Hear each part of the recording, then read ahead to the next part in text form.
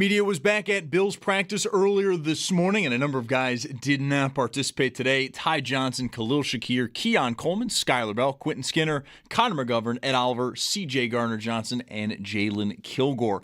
Cameron Wolf, also of NFL Network, is reporting that Coleman, he is dealing with a sprained foot/toe. Everyone else, though, does not have a specific diagnosis. There was some good news. Both Cole Bishop and Maxwell Harrison were both back at practicing after missing a number of days going back to last week. And then the Barnes Firm Injury Report, it is brought to you by the Barnes Firm. Car crash, you've got to call the Barnes Firm. 1-800-8-MILLION. We'll get more on today as Sal Capaccio will join the show in just a little bit at 3:30.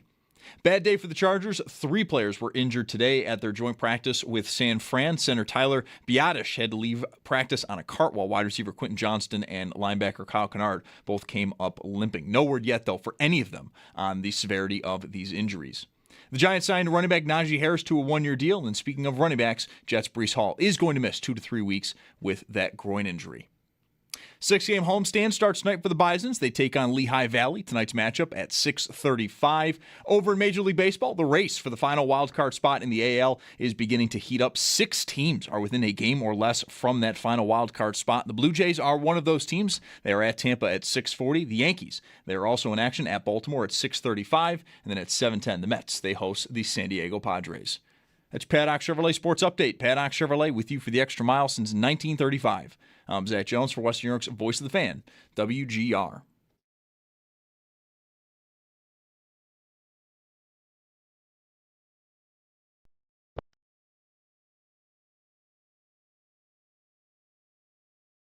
It's Mike Schopp and the Bulldog. I don't think that's a very good attitude. It's Mike Schopp. You don't think? You don't think? I don't think you should be butting in when I'm talking to my team. You're my assistant, okay? You're supposed to back me up and go get me juice boxes when I tell you. Now go get me a juice box. You know who you're talking to. It's the Bulldog. I'm talking to the juice box guy. You're crazy. I'm not crazy. I'm just thirsty. Why don't you go to hell? No, you go to hell. While you're there, why don't you grab me a juice box? I'm no juice box boy, I'll tell you that. Yes, you are. No, I'm not. Yes, you It's are. Mike Schopp and the Bulldog on WGR Sports Radio 550. Well, Brad just threw a real curveball at me just seconds ago. It's your mom's birthday. Yeah. Brad told his audience he was going to hang with me for a little bit. So Brad's going to hang with me for a little bit, as you may already have known. You think people can hear that I'm in a different chair? Because I actually moved to clear the way, because that's a chair I know you like. So I got out of it. I moved over here. I'm in the Bulldog chair. I have been sitting in this exact spot, maybe like over there a couple of feet. Yeah. In the years I've been here. But when I started with Chuck, he was right there and I was right here. Like, he didn't. Bulldog's over by you. Yeah. You have to see this to really know the. Oh, there's cameras. That's right. I forgot. Hi. Yeah. So you're where Bulldog sits every day, or maybe like a smidge to where he would normally sit, to the right of where he would sit. Would you like me to move? No. I want you to be comfortable. Okay. Thank you. But Chuck would sit like right there, and it's the same table. It is. It's probably the same everything else. Maybe even the same computers, but I kind of probably think no. Have you ever thought about the fact that there are 19 monitors that are already here and we still bring in laptops and iPads and things and just don't use them? All the time. It's crazy. All the time. I think about that every day. Here is this machine, and there's a keyboard and stacks of other stuff, and I don't Untouched. use it. Don't touch them at all. No, because I wouldn't even know how to log in. Nope. No idea. We don't have that. Well, we do, but that's on me. Well, Brad, I mean, I think you know your way around this one, even though this will be, I believe, your first time participating. It will. Officially. I know you probably Play along drive at home. around and rank teams just for something to do. It is fun to Maybe try to to fall guess what asleep. you guys are going to say. No, it's fun. Maybe to fall asleep. Is there sort of a mnemonic device or something, or something you do to help yourself to fall asleep, like ranking teams? Or for me, it's remembering champions sometimes. I always go alphabet, A through Z, create a topic in my head. Fruit. Right. Apples, bananas, cherries, like that? Yes. Okay. Or movies I've seen in the theater, A through Z. Oh, my gosh. I would never fall asleep, or I would just immediately fall asleep, not being able to think of any.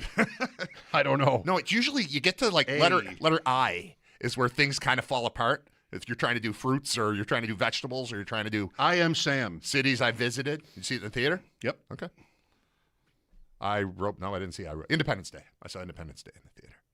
That's my eye. What's the one where Bruce Willis and Liv Tyler go to Mars? Armageddon. Armageddon. Armageddon. I thought it was an A. That's the one. Yep. I would start with Armageddon. I used to go to a lot of movies because we had that in Rochester, like a work hookup. So I'd go to like sneak previews cool. all the time.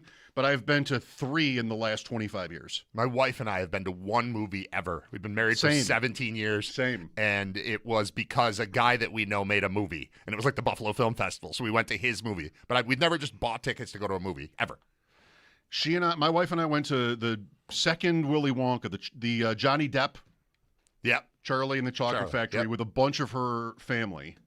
And we went to another, like an animated one with our kids. And that's it, I think. I've 2. taken kids to movies, all of my kids, varying degrees, a bunch of Star Wars stuff, some animated stuff.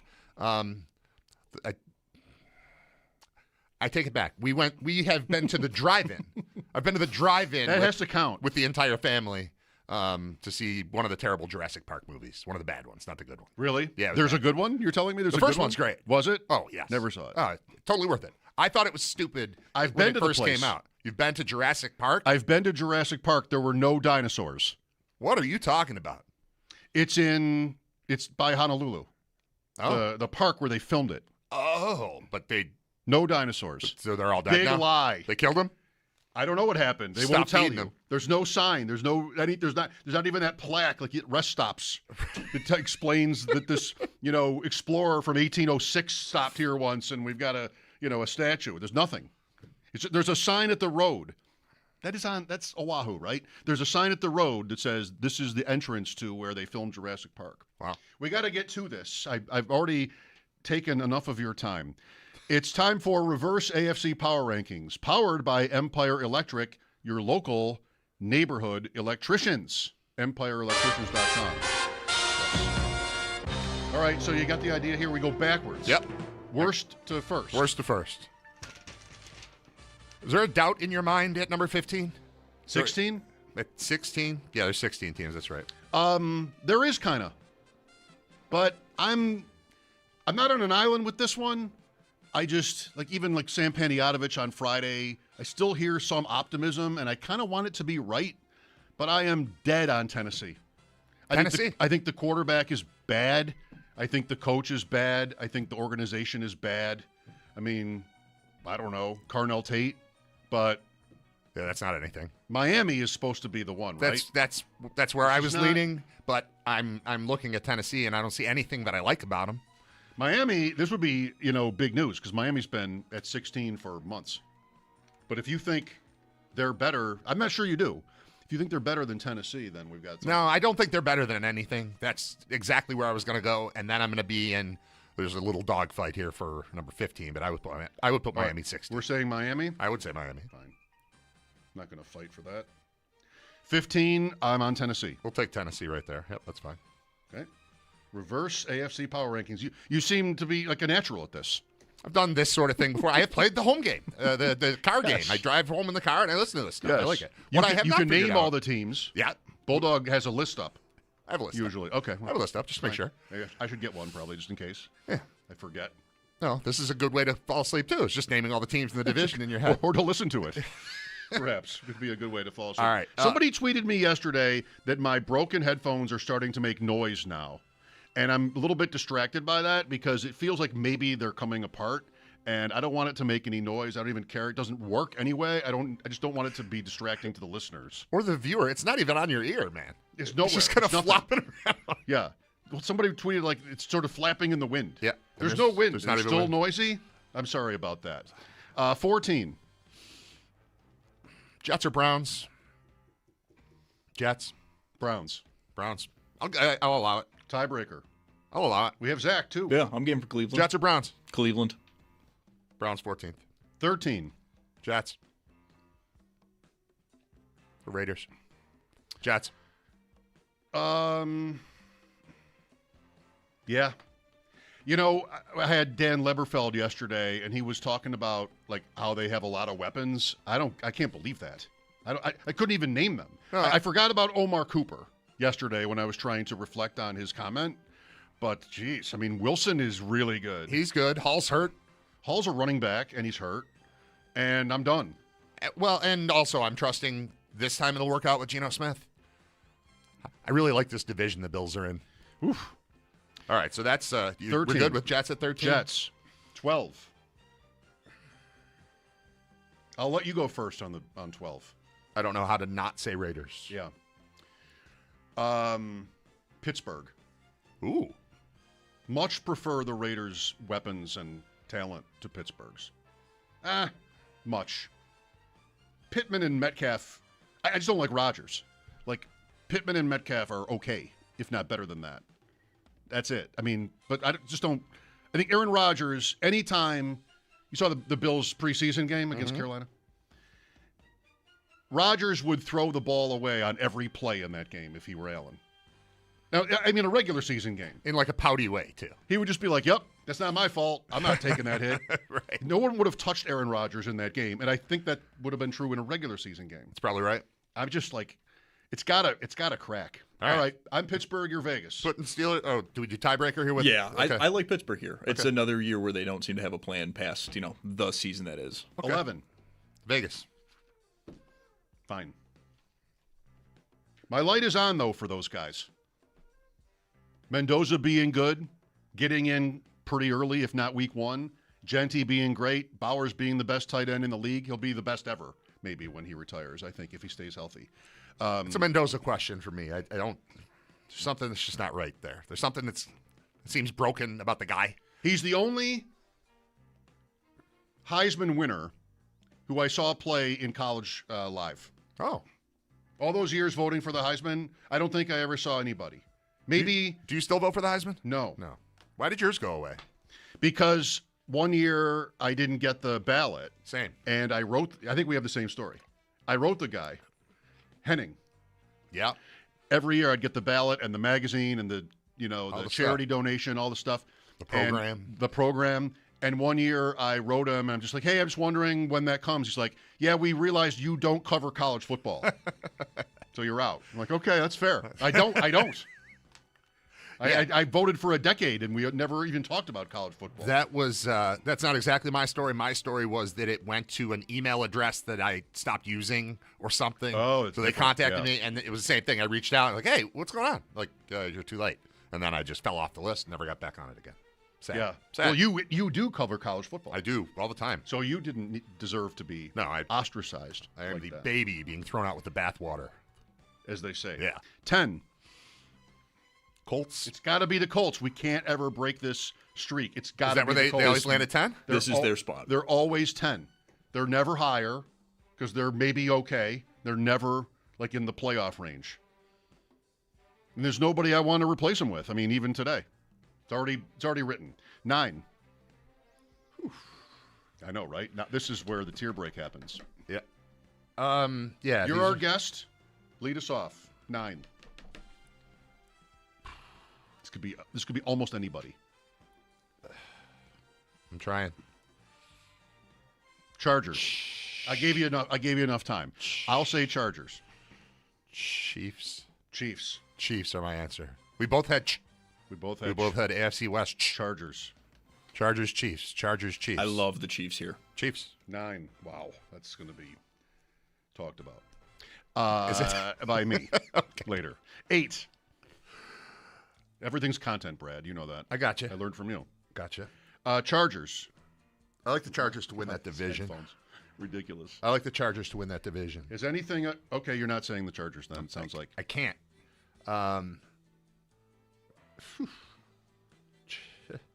Ravens. Houston.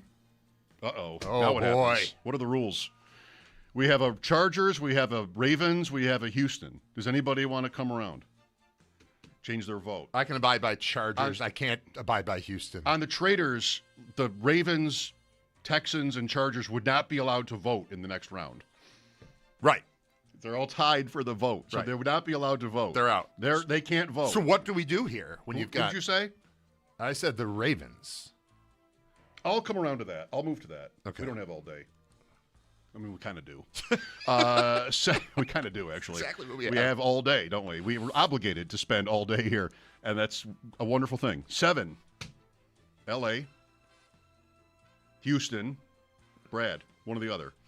L.A. or Houston? L.A. Okay. Put the Chargers there. Your division winner is now 7. Yeah, that's okay. 6.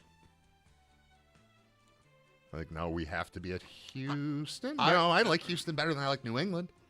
I'm going Patriots. So I decide between Houston and New England. New England. 5. Bengals. Good. Approved. 4. Houston. We Yeah, have Denver, Jacksonville, Houston, and Buffalo Right. left. I'm going Jacksonville there. Jacksonville at 4. Zach's on Houston. What a day for C.J. Stroud. What a day for C.J. Stroud. Well, this is Houston, right? Because You're taking Houston? 2-1 for Houston. Houston's at 4. Yeah. Okay. 3. You're on Jacksonville. I'll be on the Bills. Okay. Jacksonville. Okay. 2. I guess I'm at Broncos. That wasn't my headphones. It's a paper bag, by the way, if you heard that. Nobody thought All right. it was. Bills or really? I don't know. Bills or Broncos? Broncos at 2. I'm at Bills. Too many one-score wins for Denver. I'll go Broncos here. All Okay. right. Bills at 1. Brad, you got to I'm a homer. own that or whatever. I mean, maybe you're going to embrace it. Maybe you're going to have to defend it. It's all right. Maybe those things are the same. 8, 18, 26. So, Mark it down. oh, it's the 18th. I even got that wrong. Mom's birthday, remember? Well, I do remember you're telling me that. I just happen to not know that her birthday was August 18th. Right. 8 plus 18 equals 26. There's a crease in the what will be official document Why? because I just pulled out a piece of paper for this and whoops. I'm just going to replace. I don't want to put that one on the board. We'll replace that. I'll rewrite it with the right date and everything, and it'll be. I just saw the complete stack of those. I didn't realize what that was. Like I hear you guys do this all the time. right here. This is just once a week for The your life. entire history. It's ridiculous. I know. It is ridiculous. All right. I feel like we nailed it. That's probably the proper You should feel like order that of finish. after this exercise. I mean, you want to feel like you did what you intended to do with these rankings. Keenan Allen to the Colts didn't move the meter on their list, on their ranking When did that happen? last night. Oh, I didn't catch that. Yeah. I like him. Do your show over now. You like Keenan Allen? I do. I always have. He's his brother was a quarterback at UB, Zach Maynard. Is that right? Yeah. And then he left UB to go play at Cal with his brother, and that's how we learned about Keenan Allen. And then Keenan Allen ended up being a much bigger star than Zach Maynard. Yeah, that's probably safe to say at this point. Yeah. Legit. You know, what is the sort of I only have a minute here for this, but I'm just thinking about like you're around the UB program. Yeah. And a guy like Mike Washington who left. I mean, is the UV vibe to sort of disown those guys, or do you flaunt when those guys come through? It's a little bit of both. Like, I think we're more proud as a broadcast crew and like just the people of Red Murdoch who does it the right way the whole time, or obviously Khalil Mack. But you get a guy like KJ Osborne. Yes. And it's frustrating to see KJ Osborne listed as a University of Miami player when you know that he was doing great things for the Bulls and then just went away for a year to get himself drafted. Washington is a frustrating player because he looked the part right from day one, and he was here during an era when there was a coach that was here for 3 years that we'd never say his name anymore, and I kind of ran him out and didn't have the right ideas of what to do with him. The Bulls have been stocked at running back the whole time I've been doing these games since 2008, so he just kind of fit in, and he just didn't get the reps in the way that would have kept him happy. Then he goes to Arkansas, and then he is lighting the world on fire, and then he's the fastest running back at the combine, and then he's a monster, and now he's in the league, and he's going to be a player. And he had maybe the best preseason week 1 performance of any running back. Yeah, I would say up there, Washington for the Raiders. Yeah. So didn't move them on this list either. But. We're not mad at him. We're mad at what happened with him. At least that's from my perspective. Anyway. Can't blame the player. Right. Not at all. Thank you, Brad. Thank you. Brad and I trading appearances on each other's broadcasts here this week, and I'm feeling very good and nostalgic about that. Reverse AFC Power Rankings brought to you by Empire Electric. Visit them online, empireelectricians.com. A little bit early for this break. I want to give Sal more time with the news from practice and a few other topics. Sal Capaccio coming up, Dave Burkett, Detroit Free Press, Matthew Collar, focused on the Vikings, also coming up today. Bulldog is off. I'm Mike Schopp. Thanks for listening. This is WGR. For more comfort. Now's the perfect time to make yourself comfortable with a new electric heating and cooling system from Belknap. In Western New York, summer and winter bring extreme temperature conditions. Make yourself comfortable with Mitsubishi electric heat pumps, designed to keep your home cool in the summer and warm in the winter, no matter how hot or cold it gets outside. Call Belknap today to learn more. I'm Gary Garfel, president of Belknap. We work on your schedule. We don't charge more for weekends and evenings. That's why we say, Give Belknap a ring.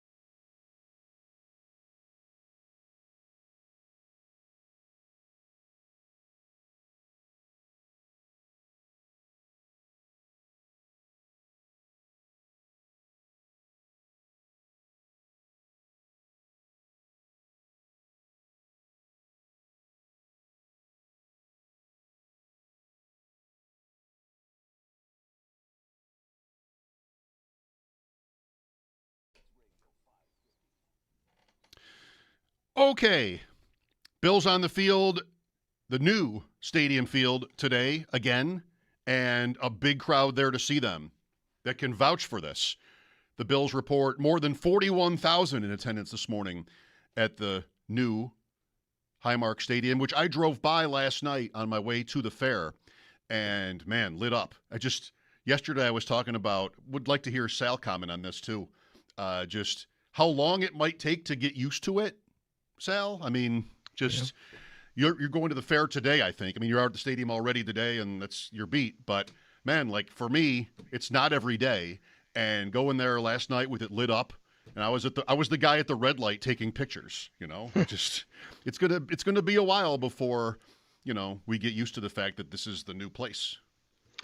Yeah, and there's still a lot of protocols we're figuring out, right? Like, for me, I get into the media a lot, and it's a bit of a walk. And I actually said to John Scott and Josh Reed, we were all walking in together today, I go, boy, it's a bit of a walk here. And they're like, it's actually not though, Sal, because they said, I know you're used to being on the team bus and going right into the tunnel, basically. They said, but most stadiums, it's actually a much farther walk than what it is here. But there's a protocol there and how you do that. And then John commented how, well, like, it's nice to be there, though, instead of parking across the street and having to walk, which we thought as a media we might have to do that at some point. We didn't know. And then once you get in, where to go, which gate, the media screening, then get in the media gate. And I'm still figuring out, I got to walk in this door, got to get my face scanned, and then where do we go to there? Am I going down to the field level, in the photography room, the media room, or then upstairs at the press box? All those things matter. And I think that even for me to have been to the stadium a few times, that's going to take some getting used to until it becomes habit. People who have not been there and maybe showed up for the first time ever today, I totally understand if they were just kind of looking around going, where do I go? What do I do? Yeah. It did not. I don't know where you parked on game days. I parked in that media lot or whatever lot it would be called by the field house. So like right by the front door of the field house, depending on when I would arrive. That did not feel like a short walk to my seat. From that lot all the way across the street there and then all the way in and up and down and everything. So I don't know if this is longer or shorter, but that did not feel like a short walk to me. It's about the same, I would say, as far as distance to walk. If you go from the field house to the old media gate to where we are now to the new media gate, I think it's about the same distance to walk. But again, it's a new stadium, so you're kind of not used to it. And there's little things along the way you just have to get used to. And, we'll do that in due time. And then getting inside today, lots of kids there today. A lot of kids. I love seeing that today. Love seeing the kids inside, getting a chance to see that stadium for the first time ever. Parents bringing the kids and getting an opportunity to do that. That was really cool today. For sure. Well, the top story is probably Keon Coleman, yes? I'd say so. A walking boot. Now, it just seems like there's not a ton to be totally concerned about, but if you see a walking boot, you're going to be concerned until he's back on the field. Cameron Wolf of NFL Network did report that it's what he is reporting, a sprained toe/foot, and that they're not too concerned with it. It's more precautionary than anything at this point. So I'll go with that, and I would believe that. I think from everything, all the indications I'm getting, Mike, that's kind of the deal with everybody who's injured, which is we're not too concerned. Nothing that's going to keep anybody out week one. Just got to kind of manage everything right here and kind of make sure that we're doing it the right way to get them ready. Now, that said, I know for sure I've talked to Connor McGovern, and he plans on playing week one, but that's an injury that he's going to be kind of button up against it a little bit there. So we're not going to see him the rest of the preseason, but I don't think at this point it's too much into they're going to be missing, several guys or even a player week one that we know about. No, you're right. It's one thing for teams, and Joe Brady seems like no exception to this, to be unspecific about injury timelines because, as we've talked about many times, there's no real reason for him not to be. But they're also usually very sort of optimistic sounding when it comes to this. Not only are they not specific, they're going to talk like, day to day or whatever. We had Jeremiah Love for Arizona, who was like, no biggie, and then it's like high ankle sprain, and we'll see if he's ready for week one. Like, they get out. Jordan Tyson with the Saints, he jogged off the field. Yeah, hamstring, months, right? That was it, yeah. So I think, teams want to not only not be specific, but they also kind of want to be, like you're saying, no biggie. I mean, dare I say this or ask this, toe/foot, can that be the same thing? Is that both? Like, what is toe/foot? I wonder too. I'm thinking about the same thing. I'm like, toe or foot? Like, there's a difference there, right, on what he did and what could happen. I think that the big thing for me, though, you said the story is Keon, and that's right.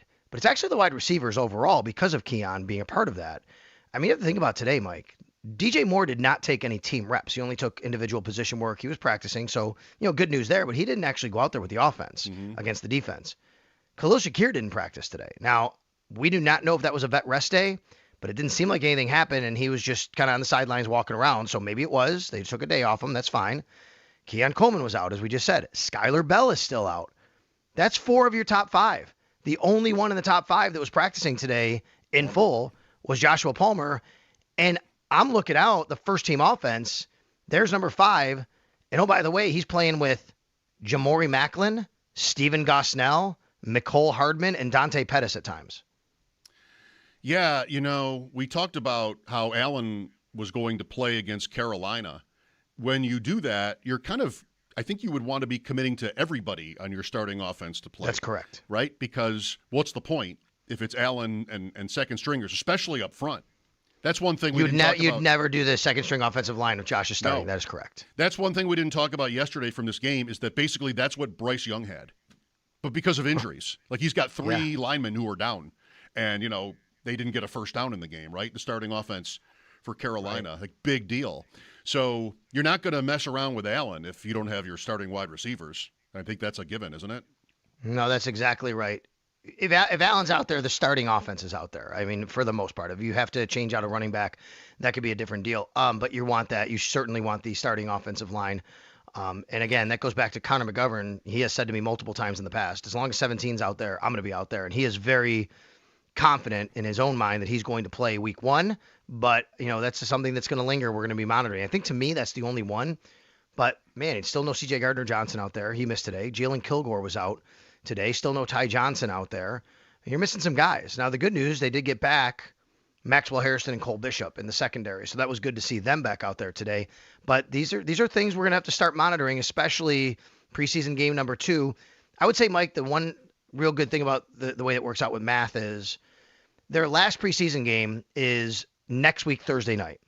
Then they have 17 days before they play a regular season game. I mean, you're talking almost 3 weeks before that. Yeah, right. Pittsburgh here next week, and then not until, 3 weeks from Sunday, I guess. I know the league opener, the game in Seattle is 3 weeks from tomorrow night with the Patriots and Seahawks. Sal Capaccio on the Western Hotline. I'm Mike Schopp. Bulldog is off today. What do you think the Bills are walking into with the Browns this week? Do you expect the kind of really edgy one of these joint practices? Is there any predicting that? I feel like when there's a new coach, and the Bills have a new coach also, but, Monken from outside the organization, coaches want to set tones and, here you have a chance where you're practicing against a good team like Buffalo, and the Browns have been nowhere forever. You might have a certain message you want to send, so to speak. And I don't mean that they have to be dirty because of that, but I feel like this could be interesting here. I agree, especially on the heels of what Jim Leonard was saying today, which is he was asked, what's the main thing you want to get out of a joint practice? And he said the physicality is the first thing. Number 1, physicality. Well, if you're going physical and you're going hard, then the other guy's going to do that. And, tempers can ratchet up a little bit. And guys are in the second week of preseason here in games. They're fighting for jobs. And no doubt that can definitely happen. There's a guy in a different uniform, not your teammate anymore. You do not have to be as, guarded against trying to let something like that happen. And we all know it happens already when you're playing against your own team. And then on top of that, he said, and he actually didn't use the word crap, but he said you can do a lot more crap talking during the joint practice than maybe what goes on in a regular game. So there's going to be jaw and there's going to be physicality.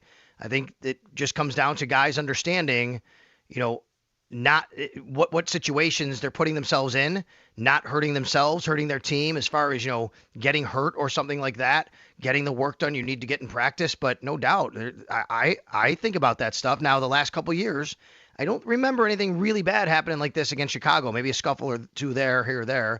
Maybe Pittsburgh as well. Nothing. I think they've had very, very productive joint practices the last couple of years. The Bills have with the Steelers and with the Bears.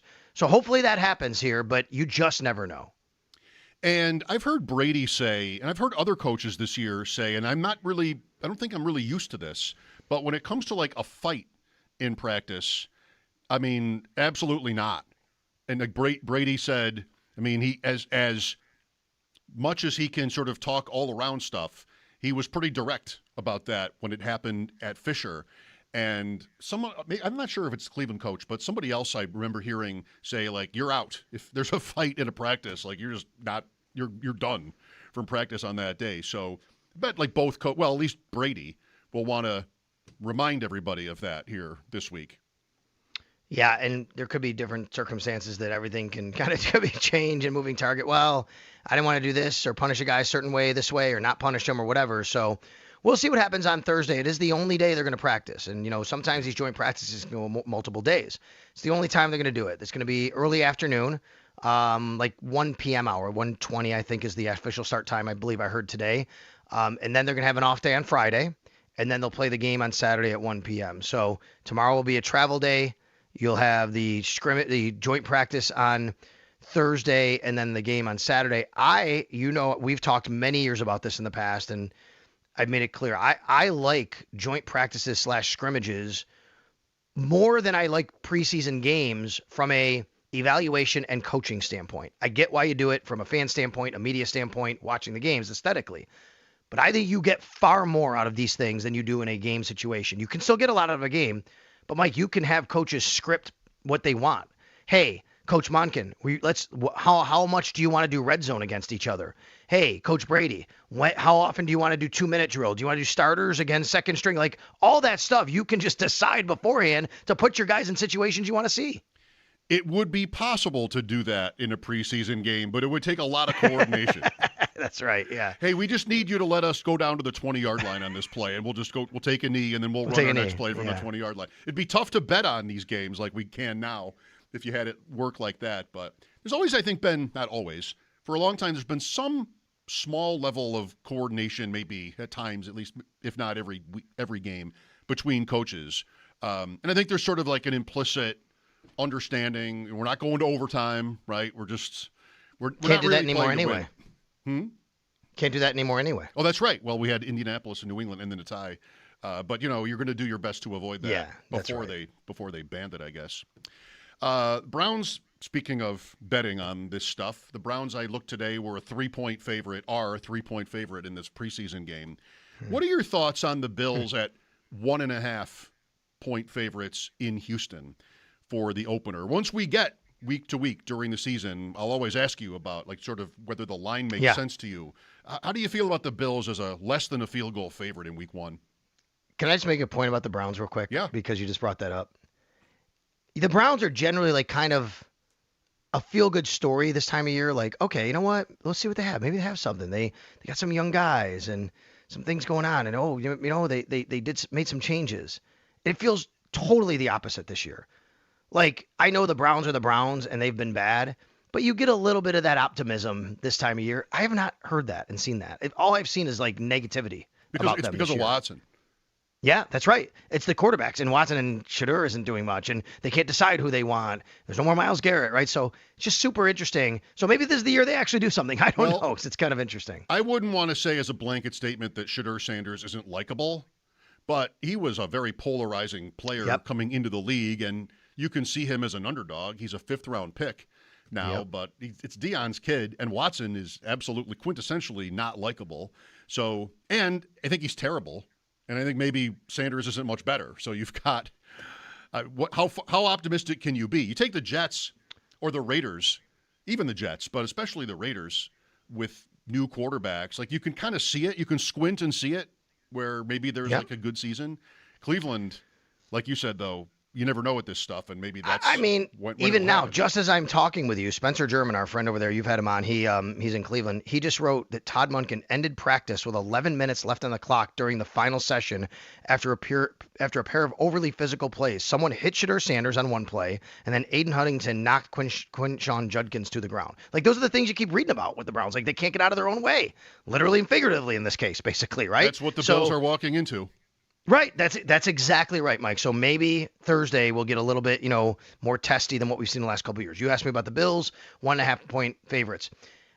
I think that sounds about right. I get it. Like to me, if anyone's like, how can that happen? They go to Houston, they don't play well there. That's not what lines are based on. Lines are not based on the historical numbers of a team at a place. I get it. The Bills have not played very well in Houston. They got beat up. The line is based on which team is better, has the better chance of winning, and generally the better quarterback. And I think no one would argue in this case it's Josh Allen.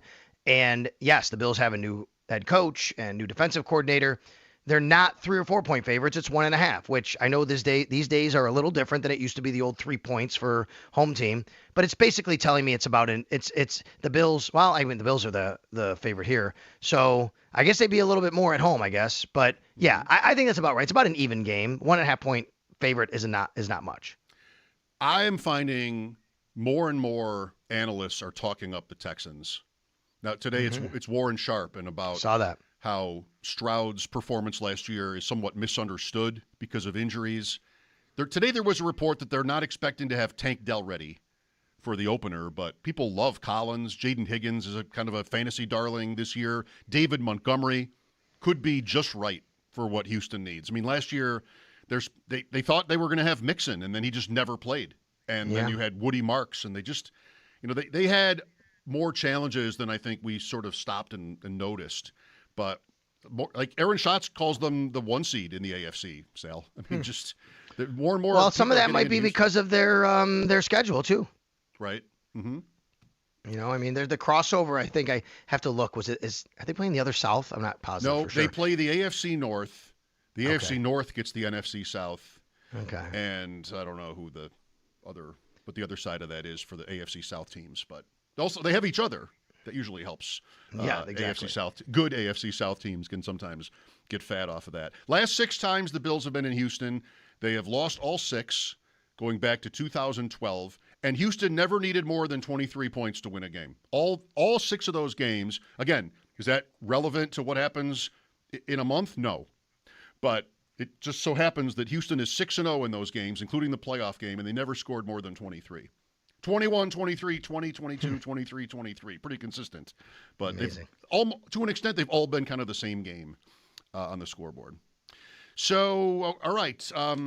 Before you go, I missed the news from Saturday that Tommy John had died.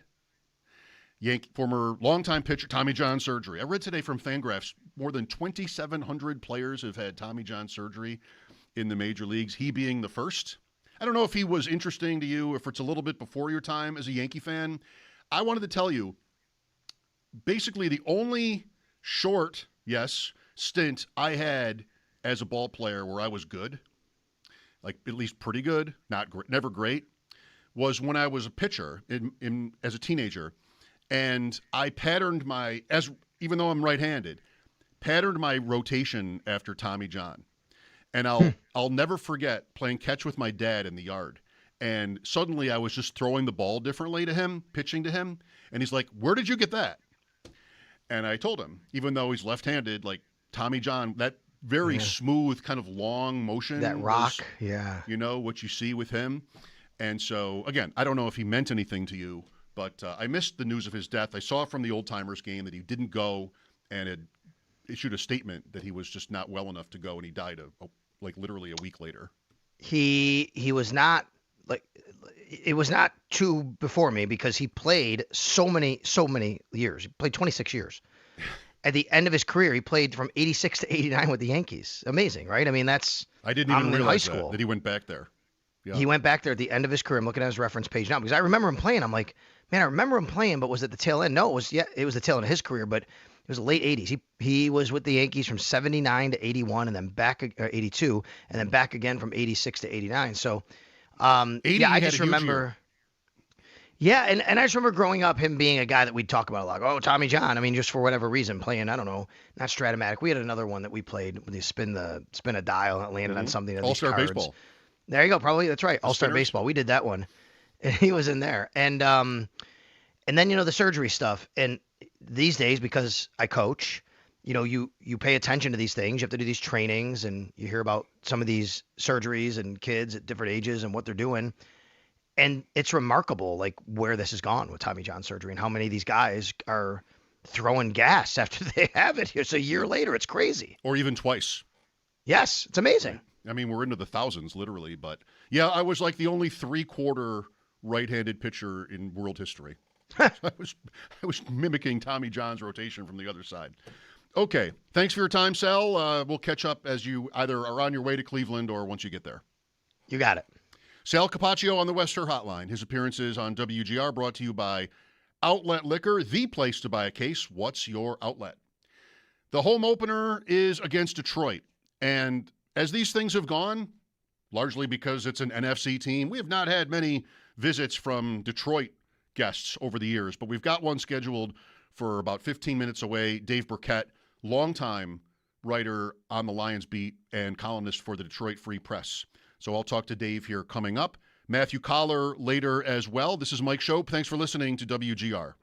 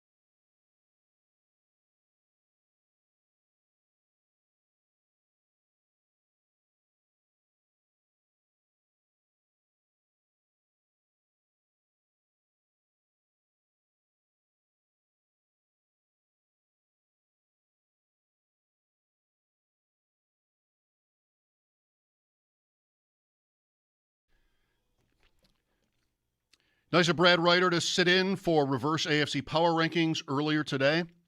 I am pointing the finger at myself as much as anyone else. I mean, I'm not sure from memory, Zach, Bulldog, Brad, even today, like where they're ranking New England. But I've had the same sort of kind of skeptical feelings about the Patriots.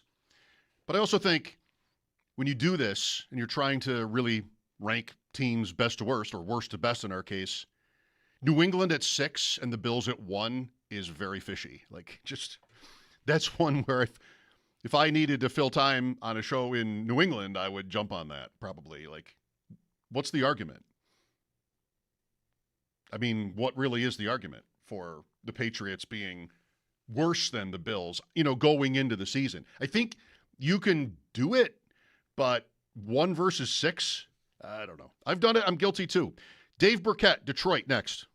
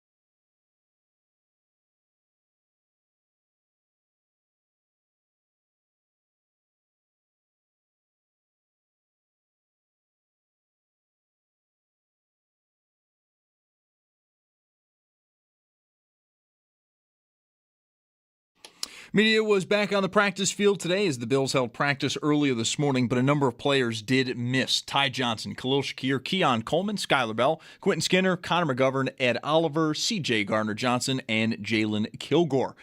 Cameron Wolf of NFL Network is reporting that Coleman, though, he is dealing with a sprained foot/toe. Everyone else, however, does not have a specific diagnosis. It was not all bad news. There was some good news. Cole Bishop and Maxwell Harrison were both back at practice after missing a number of days stemming from last week. And the Barnes Firm Injury Report brought to you by the Barnes Firm. Car crash, you've got to call the Barnes Firm, 1-800-8-million. The Bills are next on the field for a joint practice with Cleveland on Thursday. Sticking with injuries, bad day for the Chargers. 3 players got hurt today in a joint practice with San Fran. Center Tyler Biadasz had to leave practice on a cart, while wide receiver Quentin Johnson and linebacker Kyle Kennard both came up limping. No word on Biadasz or Kennard, but Adam Schefter reports that Johnson is not expected to miss much time, if any, at all.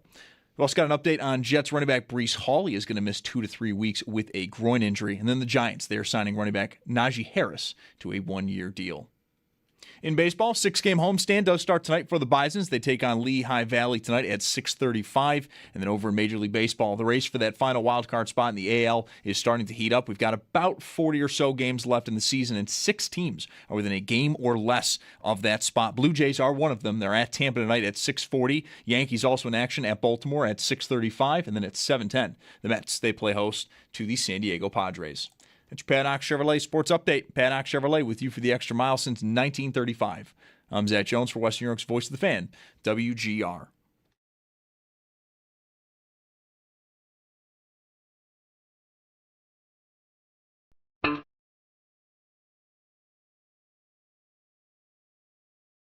It's Mike Schopp and the Bulldog. I don't think Michael's ever done drugs. It's Mike Schopp. I don't know if anyone's ever offered him any. Let's go over some of the symptoms of marijuana use, shall we? You tell me who this sounds like. It's the Bulldog. Slow moving, inattentive, dull, constantly snacking. Shows a lack of motivation. It's Mike Schopp and the Bulldog on WGR Sports Radio 550. Efforting to connect with Dave Burkett, Detroit Free Press. I'm Mike Schopp. Bulldog is off this week. Thanks for listening. I'm going to that Patriots-Bills comp as a backup here if we don't make this work with our upcoming guest, our scheduled guest.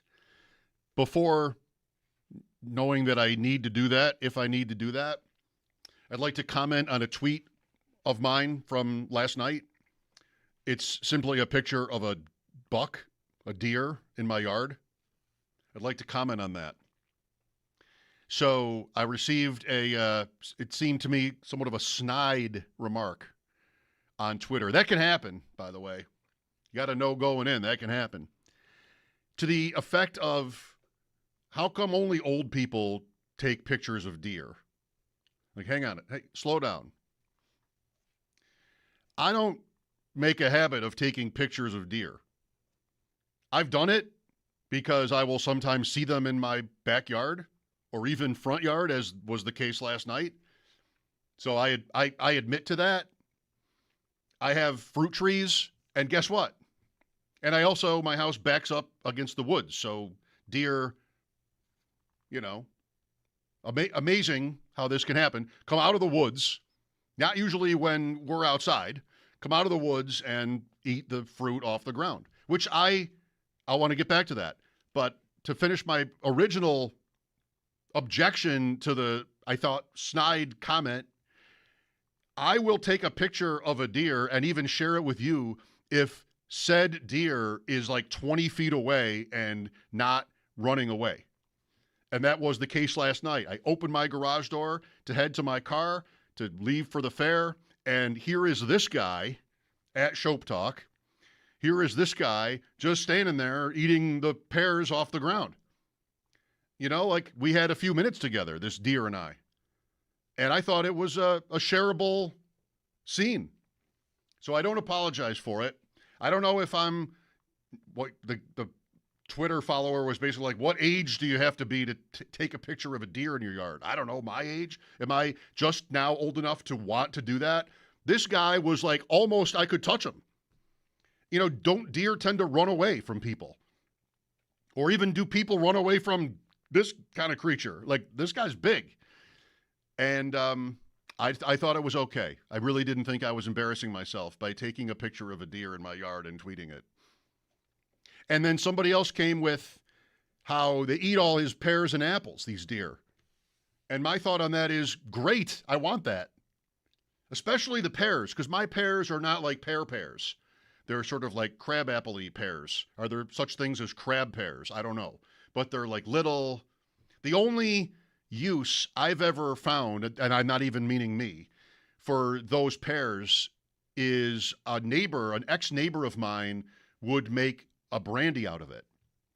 And so he was willing to pick up all of our pears and make a drink. And I thought, I still have some of it, actually. I thought that was kind of cool. I was perfectly happy to have him do that. I'm happy to have the deer eat the fruit. Because if they don't, guess what? I have to go out, or someone in my family, if I feel like asking someone else to do it, I have to go out and pick up all the fruit so I don't ruin my lawnmower or something, because especially the apples get to be like apples. The pears never get to be pears, but I don't want to just be running all over the yard, just running over fruit. Got to rake them out of there. If deer want to come over and do that job for me, I think that's great. Maybe I'm being spoiled because I'm not making the extra effort to collect all the fruit and eat it, and make it do well for my family. No, I want the deer to eat it. And I'm happy to have them. And I think it's kind of wild that this guy would just sort of like stand there and let me stare at him from so close a distance. Like, this is right next to my driveway. So anyway, that's my story. I want them to eat the fruit. And I do not think of myself, I'm not Ansel Adams or somebody. I'm not out here just taking pictures of deer all the time. Does that comp work? It's probably not the exact right name for that. Is there a famous deer photographer whose name I don't know? Maybe. Yeah. Am I showing my age by tweeting a picture of a deer? If I am, I am. And I'm just going to say, although all of this sounds like, and probably I'd have to admit, is like my being defensive about this accusation that I am now an old person because I would even think to do this.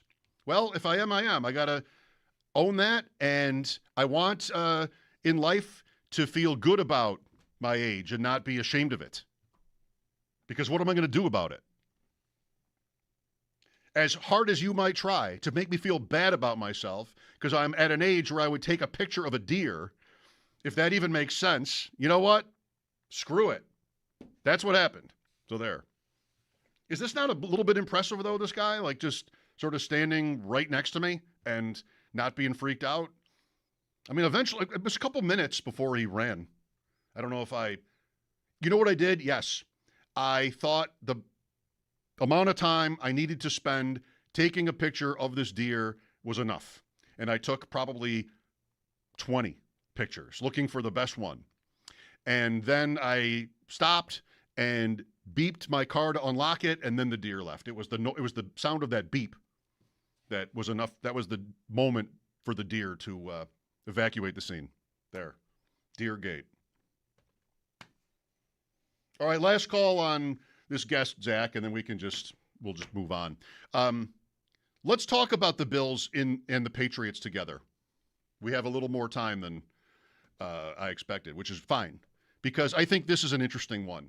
And I'm not even sure, well, I've known this, if it's the reverse safety power rankings or just regular conversation, I have had the same instinct on the Patriots I'm not going to put this in the reverse context to make it all weird and confusing.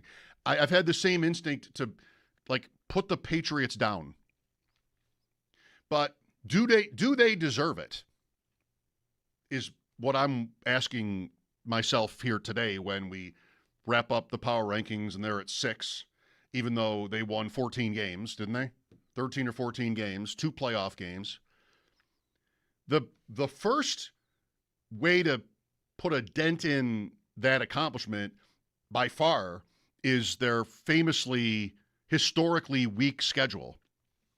But, the Bills have had years of that. What was the one year, maybe 2022 or in that range, where the Bills did get criticized for, as if they had anything to do about it or with it, they got criticized for not playing or beating anybody good. Maybe they go to Baltimore and get beat that Sunday night game that year, or Tennessee. That's a different year. But, in that, there was a period of time when this was said about them, that they weren't maybe as good as their record because they weren't beating good teams. And I always said the same thing to that, which is what I would say to the last year's Patriots, if it holds up. I think it might. Or any other team getting scrutinized like that is, well, what are the game scores? And what the Bills did that year, I think it's 22, maybe. What the Bills did this one year in question was they just killed everybody. They played bad teams, but they killed them. And, that's good enough for me. You can't control your schedule. We know that. And if you're going to play weak opponents, bury them. That's how you can show yourself to be a good team or a great team when you're not playing the other good or great teams in the league. So the schedule point about the Patriots last year only goes so far. Not only did they, I don't know how many blowouts they had. I guess I could look. But, they won all those games after they started 1-2, I think. And they lost to the Raiders and they lost to Pittsburgh, both at home. In the Pittsburgh game, they might have had 5 turnovers or even 6. They fumbled at the 1-yard line a couple of times. Really a fluky outcome. Still, it happens. And then they went the rest of the year and they lost once more to the Bills in Foxborough. They were 1-2, and they went I think to 14-3. And so, yeah, easy schedule, but what did they do with it? They crushed it. So, all right, well, that is what sometimes I'll think about right away when it comes to New England is well, how good were they really? And I think they probably deserve some credit for being good. What else? Whatever happened with Mike Vrabel, I think they're kind of through it. Don't you? Maybe there'll be some next shoe to drop, some consequence that I'm not going to even try to predict from whatever that was. But I thought at the time this could be the kind of thing where he might step away, or maybe it would compromise his authority in the locker room. I guess there might still be some of that, but I don't hear anybody talking about it anymore. And they play in Seattle week 1. I thought they wouldn't get that game because of the scandal, the perceived scandal, and just that NBC would want to avoid that as a topic for opening night. That didn't happen. They did get the game with Seattle. So I don't think that's really a deal right now, probably. You want? I don't. It almost happened at the perfect time, I guess, for them. If it's going to happen, it's going to happen. But yeah, it almost now would feel weird if it's brought up on opening night because it's been so many months. We've gotten the football thing going on now. It would almost be weird. I think on the schedule point where I sit with New England, you play the schedule you get. This is not college where you get to pick the teams, and if you got a weak schedule that kind of points a finger at you. For me, it's more they didn't play a top 10 defense throughout the regular season, and their offense was wonderful. Drake May was great, the whole thing. They get into the playoffs, and this is sort of where I sit with C.J. Stroud too, and it was so bad offensively. They got through their opponents. You have to do that. You have to get somewhat lucky to get to Super Bowl. I get that. But they went from averaging 28 points per game to 16 in the playoffs. They only go over 20 points one time, and that's against Houston. They're not a bad team, I don't think. But at least with the Bills, I have years now in a row of thinking, okay, yeah, you're going to be fine. You're going to get through this. You're going to do your thing. Where New England, they were really bad. Get Vrabel. They're really good 1 year. Now what do we think? Even the A.J. Brown stuff. I think you brought it up a couple weeks ago, who would you rather have, A.J. Brown or DJ Moore? On paper, probably A.J. Brown. It's not close for me. It's not close, but I do get worried about the knee. Yeah, well. And the fact that I think 2 years ago, late in the year with Philadelphia, he's got to get his knee drained every week. That kind of makes me concerned a little bit. I think he works perfectly with Drake May, who did great deep ball passing and being more of a vertical threat. The way I look at it is just in some ways similar to Denver. It was so sudden and so much that there probably is somewhat of a comeback. And I think the playoffs sort of showed maybe where they really were, which is not a bad team by any means. Well, a few things. I think what probably happens on opening night is it's mentioned. Does it have to be? I don't know if it has to be. I don't think it's going to be like a big drawn-out conversation because nobody wants to have that conversation, and in public, really. So I think that is probably what we get from the opener from NBC. I mean, wins are wins. Oh, yeah. And in the playoffs, they didn't give up much, and there was one game played in a blizzard for a half. Like, I don't want to penalize them so much for that. They did turn the ball over 8 times in 4 postseason games, including the Super Bowl. I just think what has been evident in these power rankings is, and it was, I would say, again, the case today, where you could even draw the line before Indianapolis. You get about halfway through the conference. And this also omits the Steelers, who've only won that division a couple of times here. Like, it really is hard to separate. And, it's different arguments, different weeks. I have trouble with the Bills at 1 because why? Like, what did they do to earn 1? They lost to Denver. They beat Jacksonville, which was a good win on the road in the playoffs. They only split with New England. They lost the division to New England. And then you have other, if you will, kind of legacy teams, the Chiefs and the Ravens, who I don't think necessarily either deserve to be at the top, bottom, right? Sprained foot/toe, top/bottom. I mean, I'm not in any hurry to do that, but you got to pick somebody. And Denver, this was interesting to me last week at one point that, like, how does Denver, what if you put Denver to the test as the AFC's top team, how do they look under that microscope? I mean, they did get the 1. They did win the game against the Bills in the playoffs, then lost to New England. They had the bye, so it's only the 1 win. But they've been to the playoffs 2 years in a row. Coach is proven. Quarterback is not on the Josh Allen level, but he's on a certain level. I mean, I think he has to be respected at least. So everybody in this group, there's a kind of easy point to make against them. Who's the best? I mean, it's just talk. It's not games yet. We're just having a conversation. But I've got Buffalo, Baltimore, Kansas City, Cincinnati, say. 4 teams that have been good to great at different points. The Bengals are a little bit of a asterisk here, but still, they made the Super Bowl and the Bills didn't and the Ravens didn't. So you've got like 4 teams that have been so much of the conversation about the AFC power structure for the last 5 to 7 years. And none of them is coming off a first-place season. 2 of them have quarterbacks coming off injuries. Burrow has a bit of a history himself. You've got the Bengals and the Chiefs were 6-11 teams, right? So you have that juxtaposed with New England, Denver, I want to say Jacksonville too. I don't know what I want to do with Houston for this. Houston has won that division 2 years in a row. So maybe Houston. They're neither kind of new, nor are they kind of legacy. I don't think Houston really belongs in either bucket. New England, Denver, Jacksonville are newer to the conversation, and thus we have maybe more doubts about them because it just hasn't been long enough, which, that's reasonable.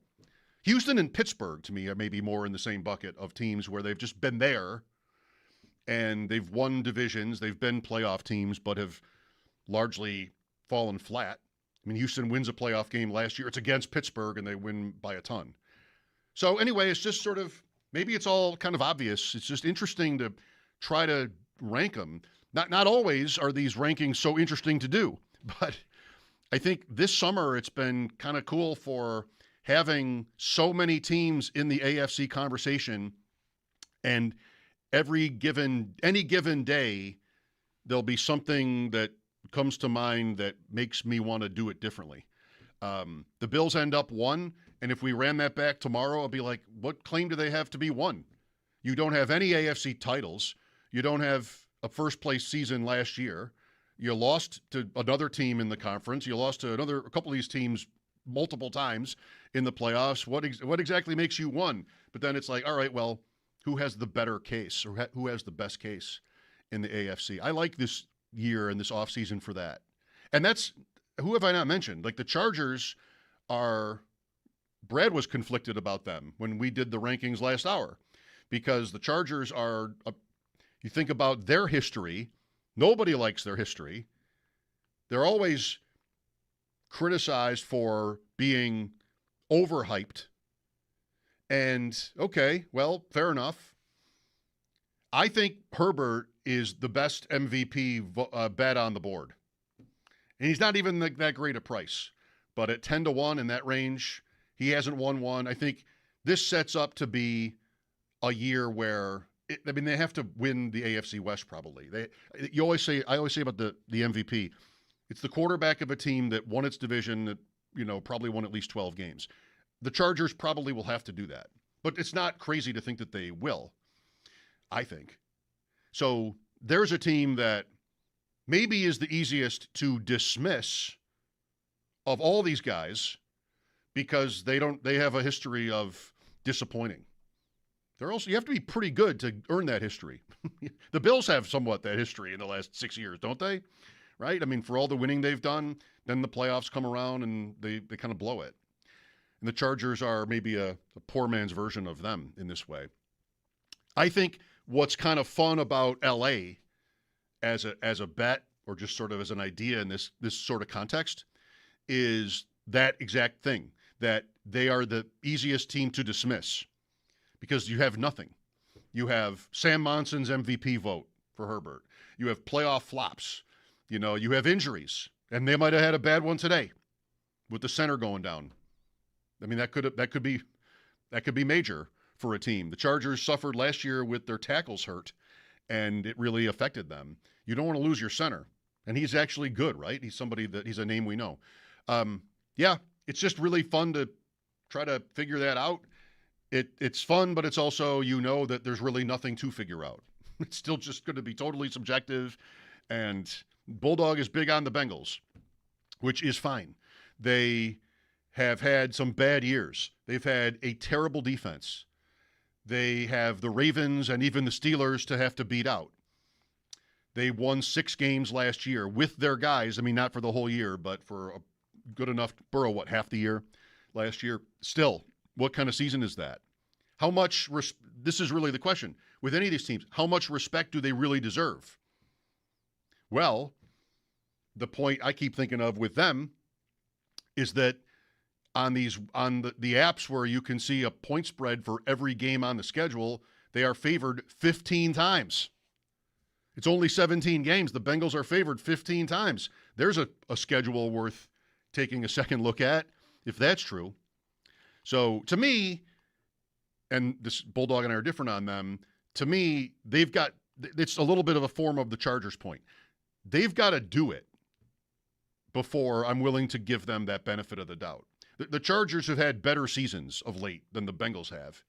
So at least there's that. Not that they've gone far, but they've gotten in. They've just they got to do it, Cincinnati, for as many times as they're favored and as much as we love their wide receivers and their quarterback.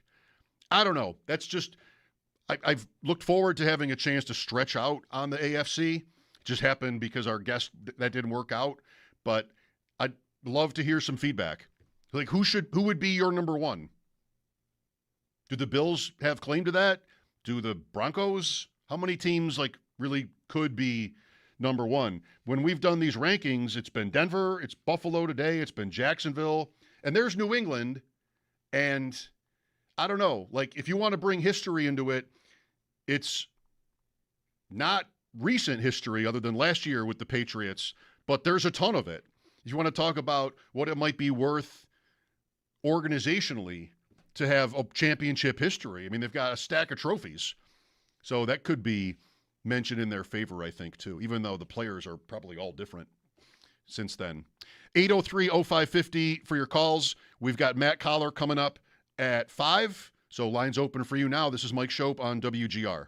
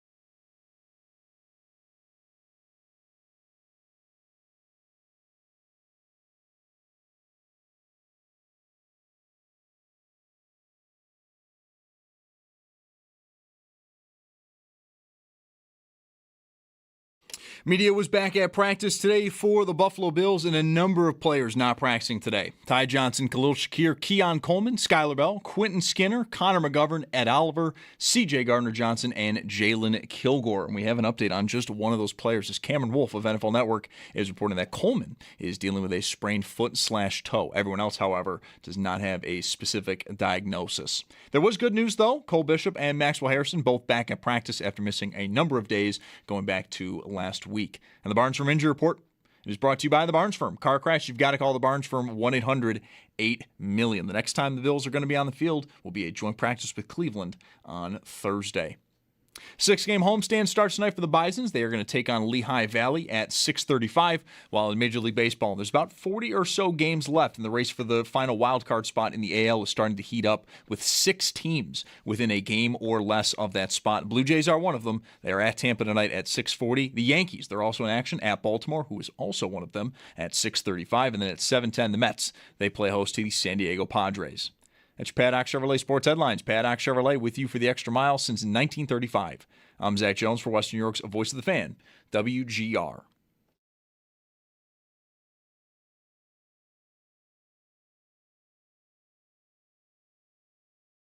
The connection with DJ Moore is apparent. There's an out route. Yep. So like the timing of that is very good for a new group. There's a corner route where they go play action. Josh peeks to the bottom, gets the corner to jump up.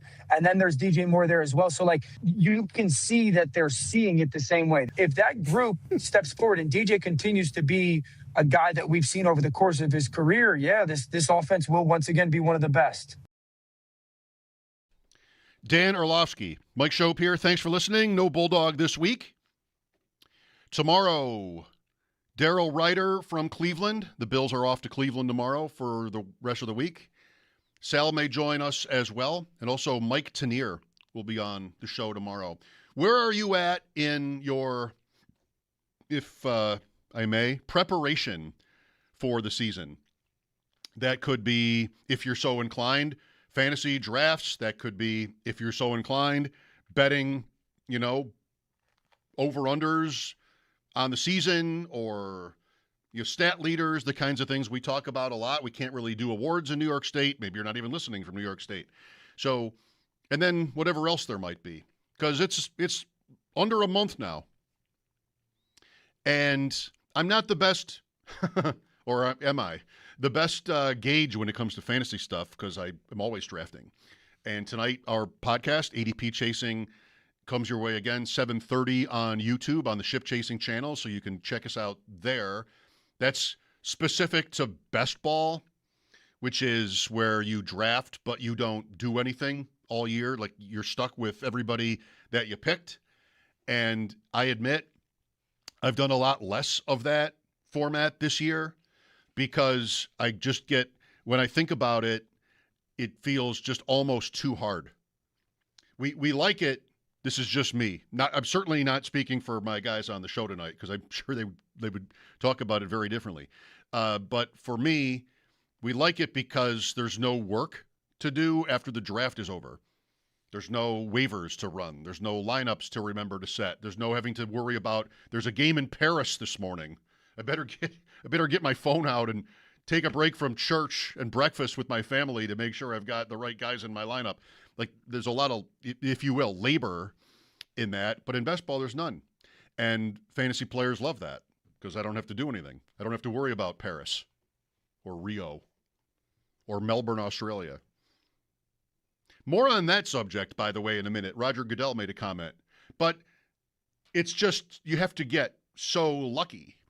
And in the tournaments that are out there, you have to have it line up just perfectly for you in the late weeks of the season, before which time there'll be 1,000 injuries and benchings and teams with no longer any incentive to win games. And thus, this is why I don't want to pick Devon Achane from Miami, because I think possibly they'll get to December and their season will be over, and why do we want to run this guy into the ground? Unless he's going for a record. That could be turned on its head if he's going for something historic, but really, doubtful. So, yeah, there's just so many things that have to go right. And what a lot of guys in that format do is just hammer drafts, which I couldn't keep up with financially, but that was the premise the last few years, was just always be in there, hoping that if you make what seem like the right kind of logical decisions, you'll have one that gets to the end and, wins.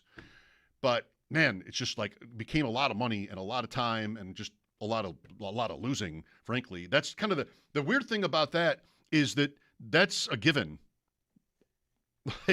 Like Davis Maddox says on our show Open, that's kind of famous at this point, let's be honest, all your entries are likely to lose anyway. You're really only going for one or, a couple that can really hit. Anyway, that kind of became a little bit frustrating for me. And so I have always been willing to do the other work, the lineups and the waivers and everything. I don't mind getting up to watch games in Paris. If I'm available to do it, I'll always watch games in Paris. I'll watch anybody play Paris, Germany, every game, Thursday night, Sunday night, Monday night, you name it.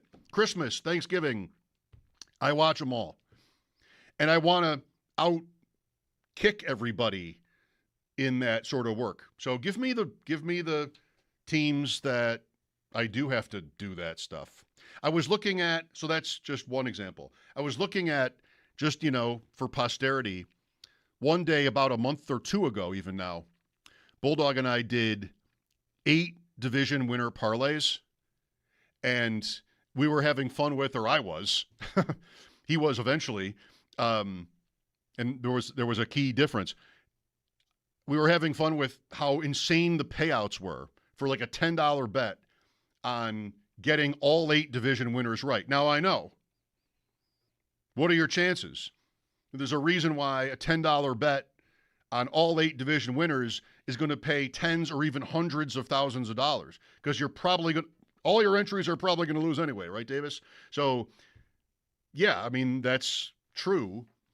Just want one. I have no duplicates, so no more than one can actually win. What was funny that day was I was on DraftKings and he was on FanDuel, and his payouts on FanDuel were nowhere near as high. And so he reluctantly went to DraftKings so he could see $10 to pay $50,000 or something. But he hates DraftKings because the app crashes on him, or he's not compatible with their app. He's so used to FanDuel. But anyway, I mean, I got right around that day, went to a family party, and was it 10 of us each put in $10. So $100, 10 $10 bets on 8 different combinations. And I looked at some of those today. There's cash out offerings that are like $8 for that $10 bet. Do I want to poll, maybe get a text thread going, everybody in the group, would you like 80 cents back? And you want to cash out on this one because it has Vegas in it or something. Like, no, we're not going to do any of that. But they offer you the less than cash out, of course. But, a couple of them seem live. I realized today I'm going to need Green Bay for most of these. I don't have Chicago and Detroit working in most of these parlays. I'm going to need San Francisco, who I kind of hate now, but I've got plenty of San Francisco in there, just trying to find a non-favorite that can pump up that payout. And San Francisco was that. They're the third choice in the NFC West. That's because of the Rams and the Seahawks, of course. Green Bay, behind Detroit, maybe ahead of Chicago, but another one where seems realistic that they could win a division, but they're not the favorite to do it. I like Dallas for this. We did Dallas. We did all kinds of – the Bengals were this. The Patriots and the Bills both. I mean, the Bills are the favorite, but it's not by a huge margin. The AFC West options, Denver. Denver is the third favorite in the AFC West. And, if I were Denver, that would bother me. What do I have to do? One of the better week 1 games is the Monday night game, Denver at Kansas City, because both teams will want to prove a point that night. Kansas City, that we're back. This is our division at home, prime time. Mahomes off the injury, new shiny Kenneth Walker. the whole operation versus a Denver team that'll probably be an underdog. That would be known right now. They've got to be. If they're not favored to win the AFC West, how are they going to be a favorite to win Week 1 at Arrowhead? They're not. So still won't be a huge number. They'll have a point to prove that last year wasn't a fluke. And that'll be the Patriots when they come here, which is not too far into the season. That's Week 4, isn't it? That game's the home game with New England is early. I think that's Week 4. Texans, Lions, Chargers, Patriots. So 3 home games in a row, then the Bills go to the Rams. Another adjacent storyline to what I was talking about half an hour ago with regard to the AFC, just how many of these teams after last year where you had 2 years in a row in the AFC where the same 4 teams won their divisions, I believe, and then last year everyone was different. So you've got kind of an old guard and then last year's winners looking to establish that they're that good. So Denver's a popular one. You know, anybody can do this still. I just no plus money. You know, if you're offering me a $12 cash out on a $10 bet, no, I'm not going to my cousins to ask them if they want to take $1.20, whatever that is. But you know, times can be tough. That's why I made sure I've heard all the ads when I went and bought my vitamin water today at a cost of approximately $3. I made sure to use a certain credit card so I could get the 3% cash back, which I believe, quick math, is 9 cents. I needed to make sure I was being smart about that transaction, so I could get that 9 cents piled into my account. You know, that adds up. If I buy one of these every day this week and next week, boom, 90 cents. As long as I use that one card, the 3%, got to have that, got to make sure, got to spend trillions of dollars to promote that our credit card at whatever that interest rate is going to give you 3 cents on the dollar back. I mean, just stuff your pockets with that. Matthew Collar coming up in 20 minutes on the Vikings and the upcoming season. We missed out on Dave Burkett of the Detroit Free Press. Apparently he was cutting his grass. Okay, so we'll try for him again maybe next week. Bulldog will be back for that, so that's good for him. 803-0550 for your calls. I'm Mike Schopp, and this is WGR.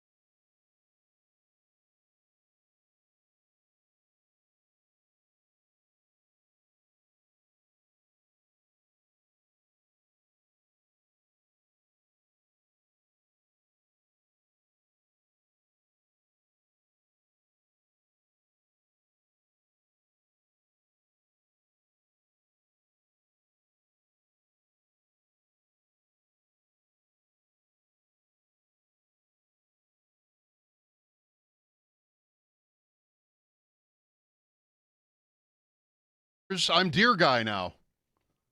Hi, I'm Deer Guy. One picture of a deer that's like 20 feet away, which you think is kind of cool. Got the sunset behind him, just eating off the ground, apples or pears.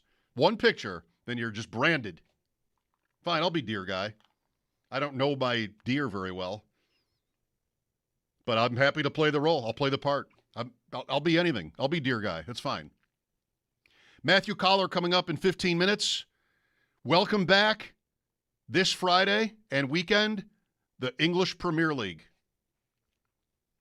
Set your alarm, 20 o'clock. I mean, that's what it says on English Premier League. What is that going to be, 4 or 5 our time? Are they 5 hours now or are they 6? Depends on when we turn our clocks back. One of the two. So I don't even know. 20 o'clock England time. Arsenal, I think it's just like we have in the NFL. Maybe they were even first to it. They were first to most things. The defending champion opens the season against Coventry City, which is back in the Premier League from being promoted. 3 teams go out, 3 teams come in. The second level, it's called Championship, started last weekend. I saw Wolves, I saw Southampton, and a few names I knew, just casually. So that's this weekend, and the one game, the standalone game, just like we have with the Seahawks and Patriots this year in our case, is Arsenal and Coventry City, Friday afternoon. It'll be on in here. Not that you care. It'll be on in here. Are you lucky enough in life to get email from the Columbus Blue Jackets? I'm on their mailing list. I have no idea why. I'll be like that guy in Glengarry Glen Ross. My wife filled out one form, and you won't leave me alone. So I get all the press releases from the Columbus Blue Jackets. I feel no particular need to delete them or unsubscribe or whatever. Fine. I'll play. I'll be on the Columbus Blue Jackets mailing list. The Blue Jackets, the Yankees, the Blue Jays. I mean, at least, well, no, it's the same. I was going to say, at least with the Blue Jays, I've bought tickets from them. That's why I'm on the Yankees list, because I bought Yankee tickets from the Yankees for one game, however many years ago. I went one game in the new place I've been to, saw Cincinnati. And yet I get, here's a MasterCard offer with some bonus points from the New York Yankees. Here's a chance to buy a suite for $75,000 for this weekend's series against Texas. Columbus today announced the hire of a new PA announcer named Josh Hunter, I believe. And yeah, so, I love a flowery sports press release. This one from the Blue Jackets today, that this new announcer, who might be tremendous, he might be the best ever, he's expected to, quote, enhance the game day experience for fans. The PA announcer. That sounds terrible to me. Anything like that sounds like this guy's just going to be screaming all night and overdoing everything and taking 90 seconds to announce who scored. I don't want my PA announcers taking the first step toward enhancing the game day experience. It's never going back, right? Can I just be allowed to sit here once and I want the information, tell me the assists, I want that. I don't want it to take more than 10 seconds. It shouldn't take more than a few seconds to announce the goal. All right, boom, get out. Otherwise, it's just noise. So good for people in Columbus that want this. They want a PA announcer. You know what, honey? My problem with going to games, these Blue Jacket games, I just don't feel like the PA announcer does enough to enhance the game day experience for me. That's what is, I know something is lacking. I think that's it. Well, George, guess what? Good news. They fixed that today. They hired somebody else. Woo. Now we can go and enjoy ourselves because our game day experience will be enhanced, finally, by the guy who announces who scored. Let's go. If he barely talks, I'm thrilled. That's what I want you to enhance my game day experience by barely ever talking and never shouting. Just basically be a trivia question. Be somebody who oh, do you know who that is? It's hard because I don't really know. They don't say very much, and they're not like a big personality. They're not here to enhance the game day experience per se. They're just here to do the job, right? Is there 1 minute left in the period? I'm happy to know that. Stop. Enough. I'm sorry to be this way. No, I'm not. I'm not sorry to be this way. I like being this way about certain things that are important to me. And my life with sports, I mean, a lot of it is founded on going to games and being in awe and just being taken by it. And I don't know, maybe it's natural as you get older, but I don't want any announcers thinking that their job is to enhance my experience. I want you to be my left guard on the football field, and I barely need to know if something happens where I am aware of your presence that's bad for me. I just kind of want, understated is probably the word I want. That's how I want it to be. It will never be like that again. Matthew Collar, Purple Insider, WGR alum, next.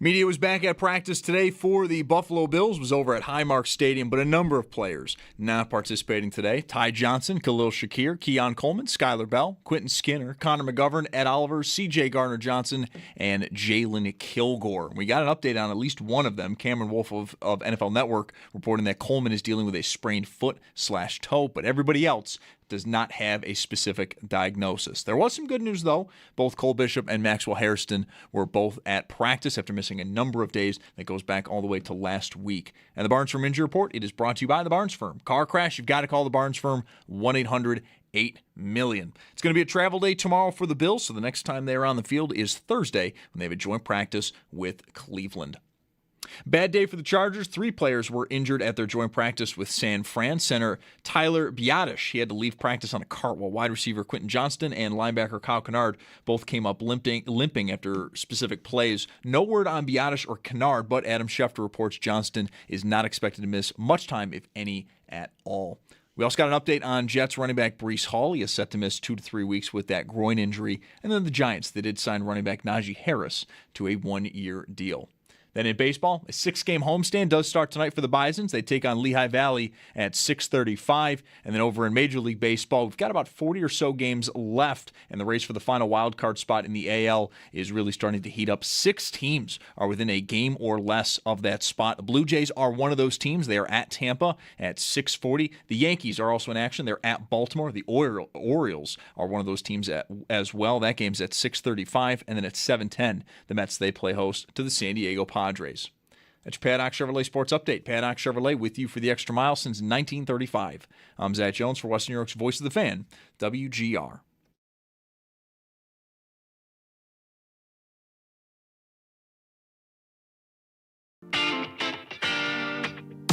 It's Mike Schopp and the Bulldog. I look like a delivery guy. I got this purple hat in the mail yesterday. You're matchy. And I got a purple shirt I'm seeing on the video now, and I look like I work somewhere. The purple shirt, I look like I should be driving a truck. It's Mike Schopp. Like Grimace. Right. Oh, Grimace doesn't wear a purple hat. No, but in fairness to Grimace, but there's a lot of purple. And the Bulldog. I mean, I don't think I'm shaped entirely that similar to Grimace. That's right. That's it's fair. It's closer than I'd like, and the clothes could get you there. It's Mike Schopp and the Bulldog. I'm not body shaming Grimace. I'm just saying, they're a big thing. On WGR Sports Radio 550. I think I just realized something from that baseball report, that you have 6 teams within a game of the last wild card spot in the American League with like a quarter of the season left. I believe we call that in the hunt. In football, we call that in the hunt, maybe in all sports. I think necessarily, if you are in the hunt crowd, you stink. Just another one of those. We never needed this, right? Sports fans, we never needed teams that are 58 and 63 to be considered playoff contenders. Nobody wanted it. Baseball wanted it so that you would care if you lived in that market. Nobody wanted it. Nobody likes it this way. If you're in the hunt, you stink. All those years with the Bills in the hunt, they were 5-7. Come on. We don't want to be in the hunt. It's embarrassing. Just take us off the screen. The Blue Jays, after last year, I don't want to be in the hunt. I want to be out of the hunt. I want to be, just let me sit here in peace. Let me just be alone. Just give me a break here. I don't need the in the hunt. I don't need to be, really, sure, you want to make it, but really, the attention being paid to these teams that stink like that just sort of makes a point about the system more than it does about, oh, hey, we still have a chance, which is true, but I don't know. Have some dignity. Remove yourself from the in the hunt crowd. It doesn't look good on you. Someone who knows those in the hunt ears in Western New York very well is our guest on the Wester Hotline, Matthew Collar, proprietor of PurpleInsider.com. Matthew is kind enough to have me on his podcast weekly through the season to talk fantasy football. So I thought, Matt, we would just do that to warm up. That sounds like a great idea. Actually, when the in the hunt graphic pops up, that's one of my favorite insults for a team is oh yeah, well they'll be in the hunt graphic on Thanksgiving, and we'll be able to dismiss them by then because they'll be the last team in the hunt. I think the Vikings last year were 4-7, and they were still getting the in the hunt graphic, and it was boy, that would be a heck of a hunt if they were able to somehow find a way to make the playoffs. Exactly. I'm the 11th best team in the AFC. I don't want to be on the screen. I want to have some pride. Just take me off of there. All Minnesota did, by the way, to that example, is basically win out, right? They went 4-8 to start the season, and then they were officially eliminated. And then they were so they couldn't even be in the hunt. And then after they were out of the hunt, then they won 5 games in a row. But it was, not the most impressive stretch of wins. They faced, I think, the 3 worst defenses in the NFL. And then if anybody can name who started for the Packers in Week 18 at quarterback against the Minnesota Vikings, I'll buy you a Tim Hortons cup of coffee. Any guesses? No, I'm just going to pass on this one. This is good. Tell me. Clayton Tune was the starting quarterback. Yeah. So, it actually reminded me of that time when Doug Marrone got to, I think it was 8-8 or something, and it was a meaningless game, and the Patriots weren't playing Brady, and then he acted like that was a huge victory for them. And then he quit. Yeah, and then he quit. Yeah, they were 8-7. He wanted the winning record for his resume. He knew he was going to quit, right? Possibly because an AM radio station made fun of him too much. I'm not sure. It could. That's one theory. Well, Matthew, it's great to talk to you again. And here the Bills headed for Cleveland tomorrow for joint practices. You've been around these. Are you a fan of the joint practice? I know who is a fan is coaches are a huge fan of the joint practices. I mean, I think that it's fun to see, like, Lamar Jackson is coming here tomorrow to practice against the Vikings, and that is super cool. I was in the great Berea, Ohio 2 years ago and got to see Myles Garrett and Christian Darrisaw from like 40 feet away, and that's insane. So being able to see that versus just kind of the same practices over and over again, there's way more juice, there's way more energy, a little pushing and shoving goes on, but the guys are really playing. And also with the death of the preseason, where, my gosh, I would have rather been doing anything than watching the preseason game the Vikings played in the other day. My eyes were bleeding. Like, in comparison, this looks like the first quarter of preseason games used to look when they do these joint practices. I just wish that more fans could see them because, in Cleveland, I don't even remember if it was open to fans. For the Vikings, maybe 2,000 people get to show up. I wish they would do these in stadiums and put them on TV and everything else because they are way more entertaining than any preseason game that's going to happen. I was talking to Sal Capaccio earlier, and he's like, one thing that coaches love about these practices is they can set up situations. I'm like, well, Sal, if you tried hard enough, you could do that in games too, right? I take the kickoff, the landing zone, whatever. I'm at my 30, and we just want to work on red zone. So you're going to let me walk down the field 50 yards, and I'll just take a knee, and then we'll just go from there. What do you think? There you cover all of it. You have the fans there. They can see the situations. It's controlled in a certain way. But, no, it's ridiculous because we want to bet on these games. That's what matters most. We can't bet on games like that. Right, Matt? That would be crazy. That would kind of be like the Pro Bowl or something. And by the end, we'd be like, can we see if we can toss the center the football and see if he runs around and whatever. Yeah, I mean, it really – does feel like essentially a UFL game with the Vikings clothes on because you get to the third and fourth guys so fast. And I know there were a lot of people leading up to this last preseason game who were like, let's see if J.J. McCarthy has taken the next step. And then he threw 7 passes, and 4 of them were bad. And it was like, what am I supposed to do with this? Am I supposed to rip the quarterback to shreds for his 4 passes? I don't know. With the backup team, and it is unfortunate. I don't really want an 18th game because I think that NFL players' strain on their bodies is already absolutely insane. But I mean, they could chop this one down in the preseason by another game if they wanted to. You're going to get that 18th game whether you like it or not. I mean, it's inevitable. Which, by the way, is what Roger Goodell called a team playing stationed somewhere outside the United States in the future of the National Football League. Inevitable. Really, that's not the word for it. Really, it's up to you, isn't it? This is within your control or the owner's control whether that's going to happen. It's not like it's sort of natural law that there be a team in Paris in 5 years. Matt, the Ravens coming in, that's a lot of purple. I mean, that's right up your alley, purple insider. You're going to have all your purpleness on point here this week, apparently. Yeah, I never thought. Well, the intro was perfect with Bulldog talking about being purple, but I never thought that I would need maybe like another person to cover the other purple. It is going to be really interesting though, because we saw Kyler Murray throw maybe 3 passes in the preseason game and hand off and hand off and hand off, and then they basically talked about. I'm not even joking, like having him just put on the jersey and the helmet and like walk out there. And that's about as much as they could get out of it. So we get our first real look at him practicing against another defense. And the defense is run by a new head coach in Jesse Minter with the Ravens, which I think is a fascinating dynamic there, where I think that it had probably gotten a little bit stale, and their defense last year was nowhere near what we usually expect it to be with the Ravens. So their folks are kind of coming in looking for how does this defense perform against Justin Jefferson and Jordan Addison. We're kind of looking for, does Kyler Murray look comfortable? And so far in training camp, I think that he's looked about as good as he possibly could have coming to a new offense and performing with Justin Jefferson. But it is a little bit different when you're going against a defense that you don't know. And we did find out last year that there was some game planning that went on between the Vikings and the Patriots in the joint practices, which may have impacted the results a little bit. So I guess we'll have to get the scoop on whether they've been forming a game plan for this one for Kyler Murray or not. That'll be your job.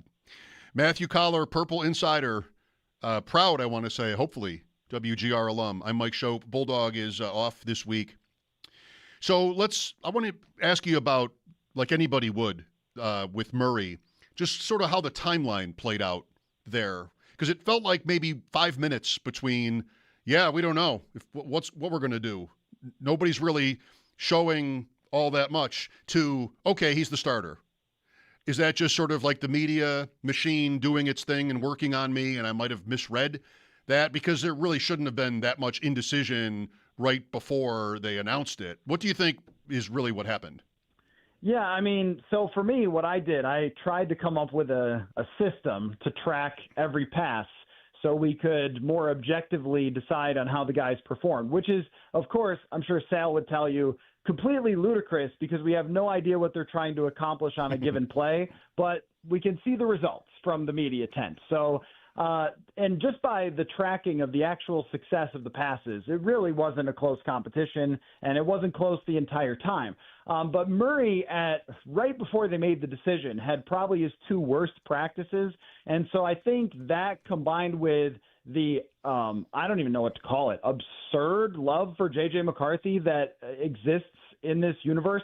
I've never seen a quarterback play so badly and be so beloved. I mean, I know that every quarterback has his group of people that'll defend him to the end of days or whatever. Mm-hmm. But for a quarterback to not really be very good in college, then not be any good at all in the NFL, and have people still like faking that he's performing well in practice, which I just thought it was no different really at all.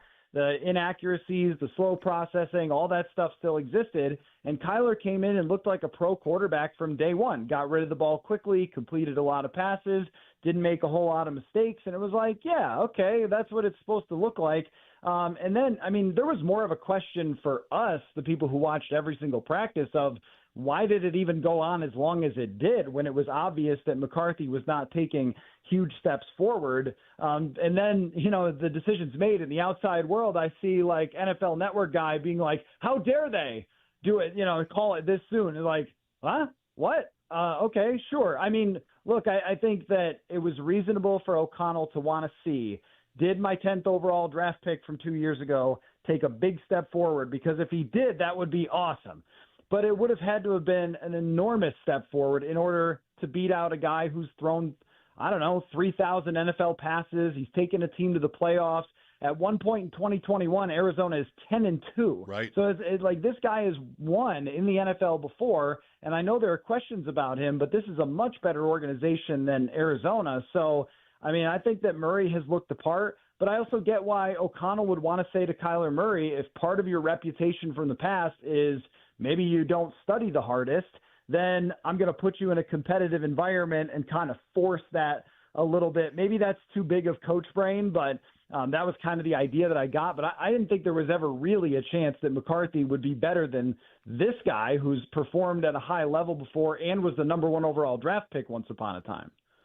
Fair enough. I have one more question on Murray, but what, bottom line, Matthew, was the mistake on McCarthy? Was it just the ever-present franchise quarterback thirst that teams drafting as early as Minnesota then? It's not like Minnesota has been, well, the Cardinals or one of these teams that's drafting top 5 all the time. But still, like, there's always that. You need one, then you draft one, no matter who he is almost. That's not really right, but you know what I mean. That's right. You're right. Is that what happened? Were they just sort of, okay, well, we need somebody, so did they just sort of trick themselves into thinking that he was good or what? Well, I think 2 things happened there. Number 1, shout out to the Buffalo Sabres. The Vikings didn't tank in 2023 when they knew Caleb Williams, Drake May, and Jaden Daniels were going to be in the draft. And they lost Kirk Cousins halfway through the season. If they had lost all the rest of the games after Kirk got hurt, they would have drafted Drake May, and I would have been talking to you about the Super Bowl champion Minnesota Vikings. So that didn't happen, and they end up drafting 10th instead because they had to win a couple games with Josh Dobbs for some reason. And they came down to 2 quarterbacks. It was either the younger quarterback with better tools, which is J.J. McCarthy. His arm strength is outstanding. He's a great athlete. Or Bo Nix, who was more of a finished product coming out at 24 or 25 years old. And it was just one or the other. And they picked wrong, but they decided we're going to bring him in. We're going to develop him for a year. And then, we're going to transfer over him to be the starting quarterback. We'll just have this transition year with Sam Darnold. And in 2024 training camp, he absolutely looked the part. We saw all the tools, all the skills.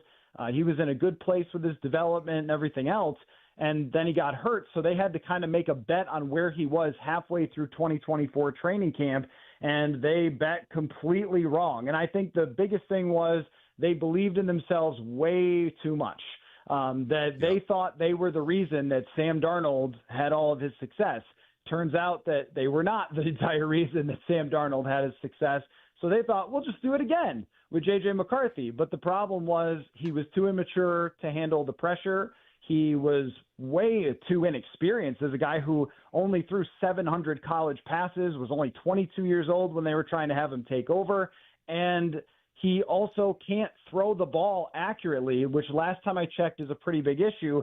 And if the only example you have of a guy turning around accuracy from college to the NFL is that 6'6" monster that you guys have, well, that's not great to compare to a 10th overall draft pick who his tools are good, but they're nowhere near what Josh Allen's are. So, I think it was a lot of maybe belief in themselves is probably the overarching theme there. They wanted to be able to build the strongest team around him. They thought they couldn't do it if they re-signed Sam Darnold, and they forgot the most important part, that quarterback, that's going to drive your success or failure. Mm-hmm. Well, I respect it at least to a point, because Dobbs and Mullins, right, another one, it kind of it gave you the impression that it didn't matter so much who the quarterback was, which is a dangerous slope right there. But I know from playing fantasy, when it came to Justin Jefferson, I didn't think there was any way it could fail. And then it did.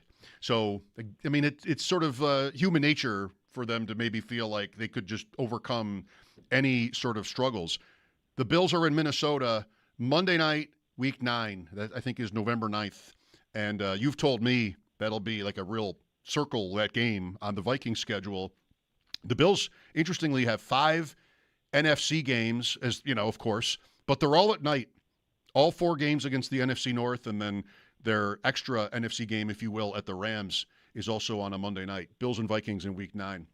On Murray, Matthew, just quickly, I need him to run if he's going to pay off in fantasy. Is he going to run? I think so, because I think that he just runs no matter what. I know that throughout training camp, your main idea is for him not to run. So there's a lot of probably even negative plays that fans have seen in the stands or us where there's absolutely no way he would actually throw the football. He would have just scrambled. But I will say, I looked this up on True Media, is like this huge data resource. He had the fastest speed leaving the line of scrimmage of any quarterback in the NFL in 2024. And the couple of times where we have seen him take off, it's insane. Yep. The speed that he still has. So I don't think that has dropped off at all. I don't think his play style's dropped off. And the biggest thing with him that's always an issue with the height is that he can't always see the field. And that's how he's always made up the difference with the scrambling. So I think that's going to be there. And I would also think that for your fantasy purposes, his connection with Justin Jefferson is going to be huge, which we have seen in spades during training camp. That's probably the part that won him the job as easily, in my opinion, as it did. It was like once he started hitting 4 or 5 passes to Jefferson a day on the mark, it was like, okay, well, we don't need to see much more than this, since J.J. McCarthy threw it 50 miles over Jefferson and hit the guy selling popcorn in the stands a bunch of times last year. So I do think that everything has sort of clicked in for Murray to look like he could be a quality starting quarterback for this team.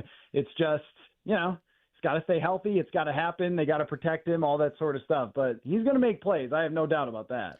Well, I love how this sounds. My only question after whether he's going to run, I mean, you can see Kyler Murray in those fast feet getting out of the pocket and finding some open field in his Cardinals days, is like when I think of Jefferson, I mean, he's as good as there is.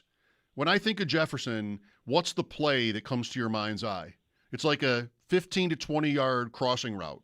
And he's separated, or he wins a contested catch, and, maybe there's not a flaw in his game at all. But that's the play in my mind. And that's the play that Murray gets criticized for not being able to make, is the play over the middle because of his height.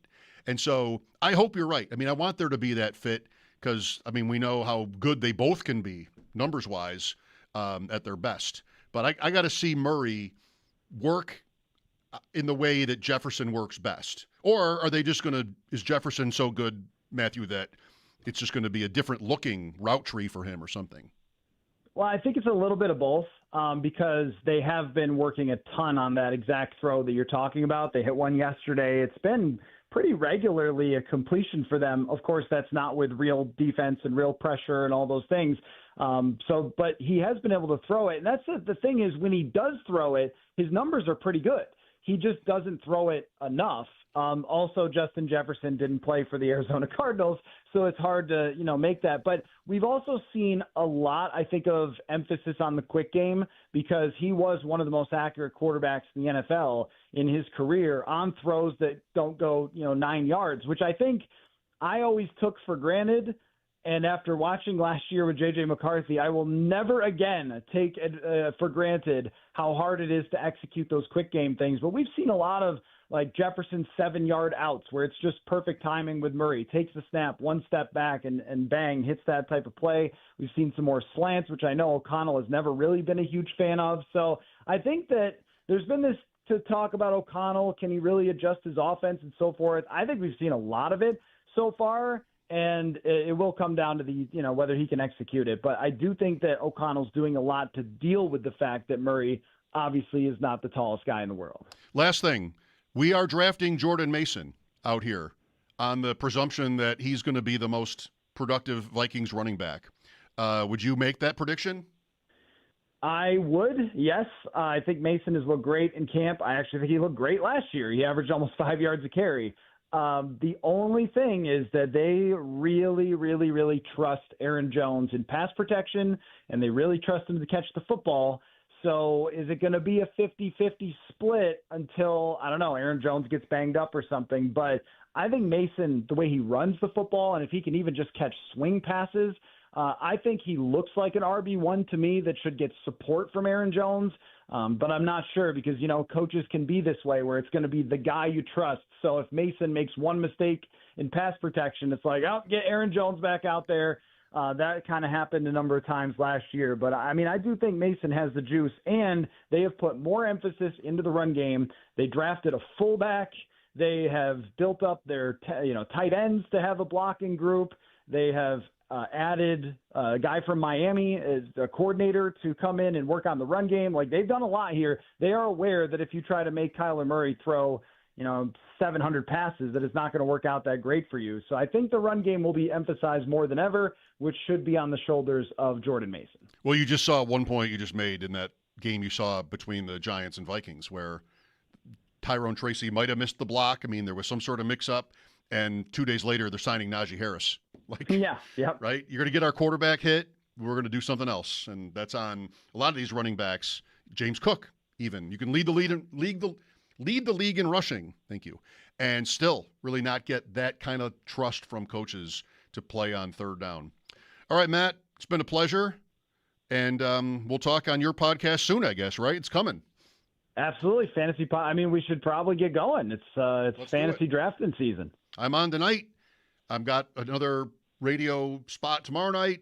We're going to do Thursdays this year. We got to get into that Thursday groove where we've got, games that night so we can talk about, over-unders and different things. Can't wait for all of it. Thanks for joining me today. Yep. Thanks for having me, man. Matthew Collar, Purple Insider. Jeremy Fowler of ESPN reports that the Bills are signing veteran defensive tackle Greg Gaines, formerly with the Rams and more recently with Tampa Bay. No more details to my knowledge yet, but I was busy. I was talking to Matt. You heard it. We'll see what else comes along. Guys that are free agents right now, and the Bills from 2025 have a pile of them, they're just kind of hoping the phone rings. And I don't want to get too excited. It's interesting what it might say about the team's feelings about maybe injuries or its relative weaknesses. 803-0550 if you want to join me. Another new crowd of people saw the stadium today for the first time. I'm always eager to hear those sort of first impressions from the new place. I'm Mike Schopp, back after sports. This is WGR.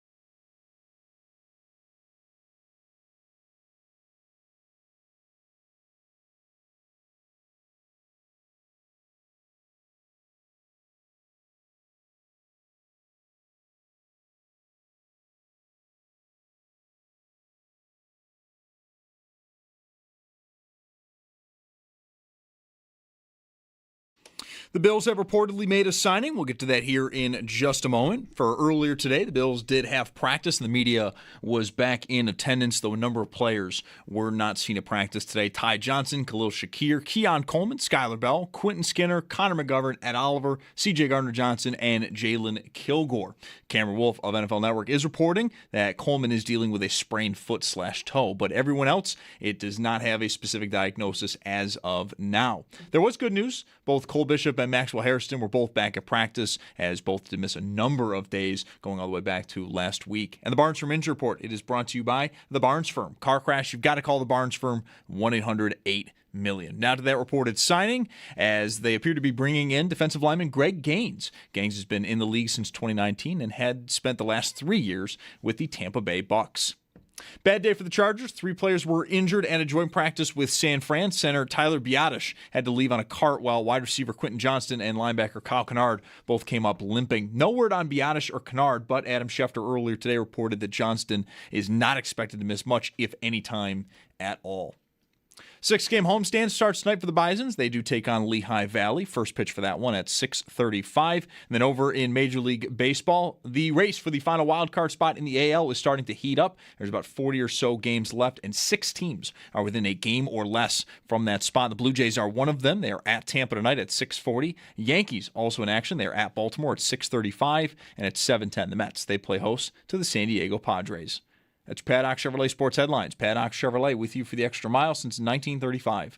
I'm Zach Jones for Western New York's Voice of the Fan, WGR.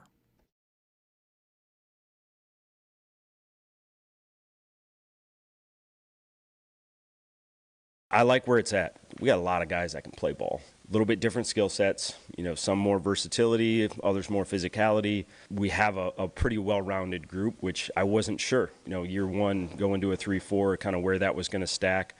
I like the pieces we brought in the offseason, but there was a number of guys that were already here. Javon Solomon, Dre, right? Guys like that were here that this fits them. It fits them well.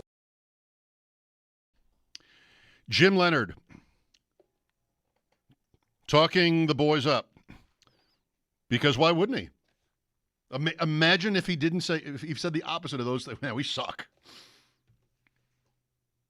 Mike Schopp here. Bulldog is off this week. Thanks for joining me.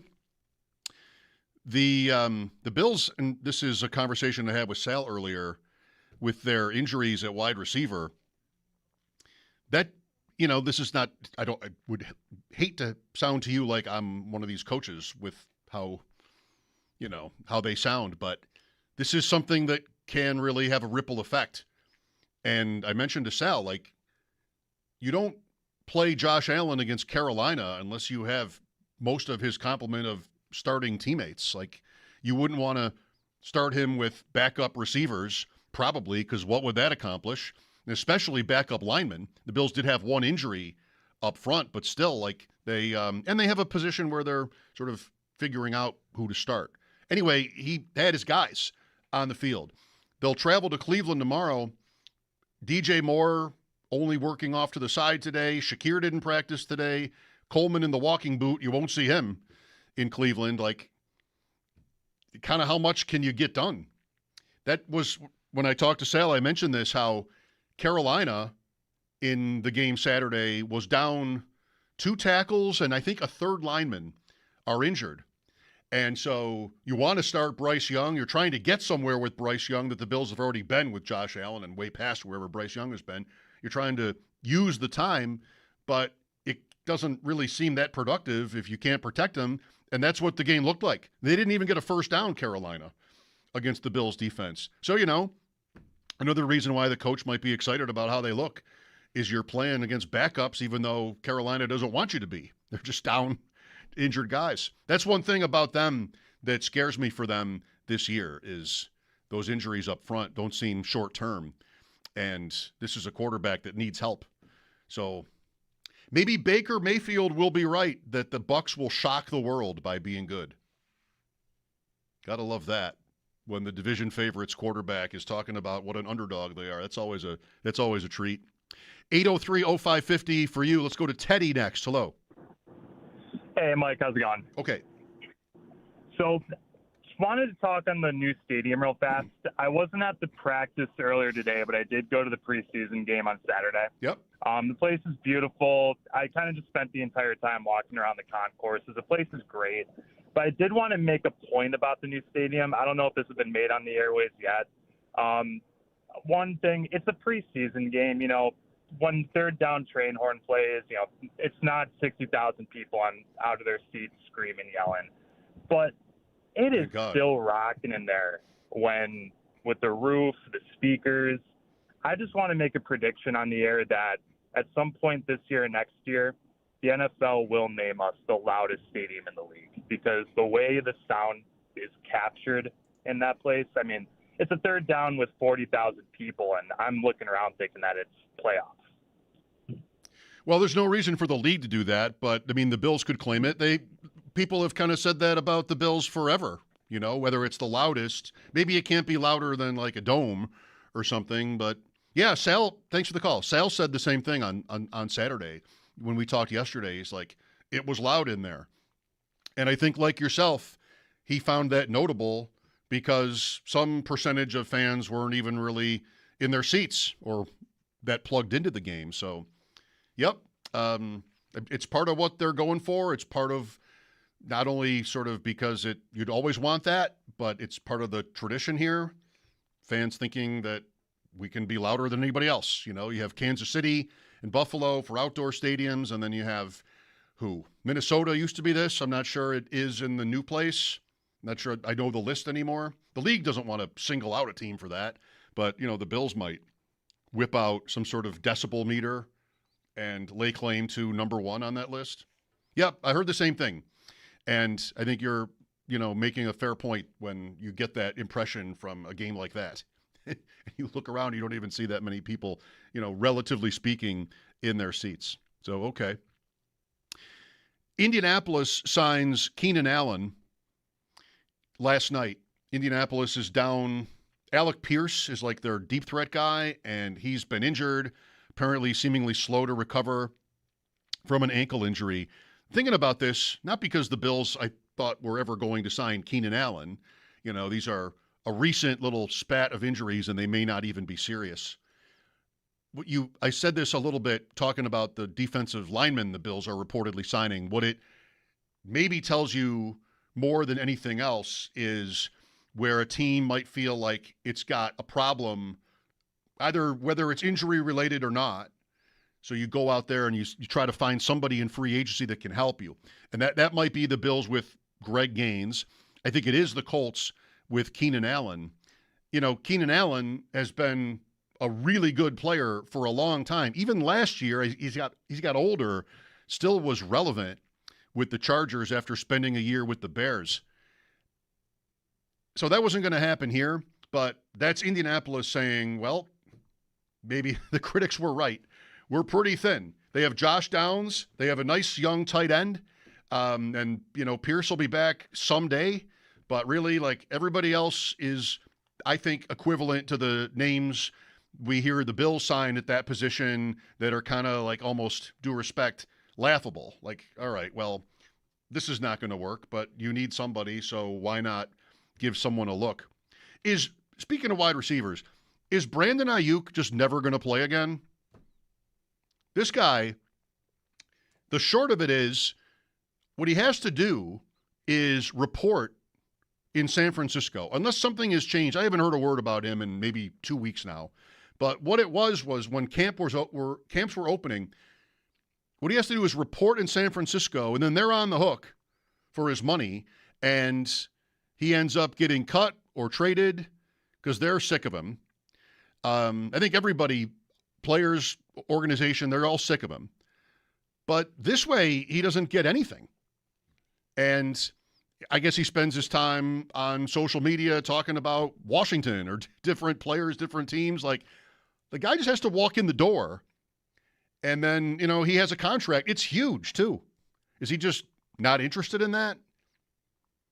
What does he think? San Francisco will force him to play for them? I don't think they want him to play. Although maybe that's different now because they're so stretched by injuries themselves already. I don't know. Like, what are we doing about Brandon Ayuk? There's no talk of the Bills for this. There's no talk for anybody for him. It was always Washington. Washington went and signed Stephon Diggs. So, buddy, like, do you want this $20 million this year, or do you just not? All you have to do is show up. And then I think he's entitled to it. Even if it's only some percentage of that. You don't show up, you get nothing. I don't know. That's a weird one. My fantasy stuff, I've got like Brandon Ayuk sitting on dynasty teams. What do I do? Just sort of live with it? You want to see a rookie maybe take that spot on your roster and have a chance to be good? Or are we just going to cut the rookie because we're hoping that Brandon Ayuk decides he wants to play football again someday? I'm not sure. James is next. Hi, James. Hello. So this morning I was at the open practice, and Yes. I took it upon myself to go up into the 400s and sit in every single obstructed view, stairwell, glass situation. And I don't really know when or how this was decided, but the glass issue is like completely, I think, an architectural problem. It seems like between people smudging their hands on the glass, where the sun is, it causes like all of the glare and reflection issues that you like are seeing on the internet. And I don't think it's as bad in the end zones, but I would say between the 20s, that's like where it's the worst. And I don't know, they got to do something about it, because then I looked at the like virtual venue thing. There's no glass there. So I don't know when people were buying their seats, they knew it was going to be glass, but it is pretty like terrible. I will say that like I think the rest of the obstructed views are a little overblown, but I would be really annoyed if I spent full price when 4 seats over, you have a full view of the field. Yeah, that seems fair. Well, this is really from, last week after people saw the stadium for the first time. But, of course, like yourself, more people are going to start to see it for the first time as we go and have their own takeaways. What the impression I got that Monday, was it only last Monday after the open practice? Yeah, I guess. The impression I got from plenty of fans who called in to talk about it was, at least for the most part, people didn't think they were misled. We had fans who knew what it was going to look like, so not an issue with thinking there wouldn't be glass there. And we had people that chose to move to a different season ticket spot because of it. So there have to be some fans who think, yeah, I wasn't told it was going to be like this. But trying to be fair about it and listen to people who might have been frustrated still call in to say, really, I kind of knew the deal with this one. I don't know if I'm trying too hard to make this point, but they did practice early in the morning today. So when it comes to the sunlight and the position of the sun, I mean, that might be different when they're playing mid to late afternoons with the sun lower in the sky in the fall and winter, if it even comes out. But yeah, thanks for calling, James. I mean, they do have a situation with that. I don't know if I haven't heard anybody yet. Sal referenced yesterday that to some extent the Bills are like sort of on it, trying to figure out how to make it work with certain fans who have complained. I'm curious to find out what that actually means. And I think we're still too early in the game to know. I'm Mike Schopp. Bulldog is off this week. More after this timeout here on WGR.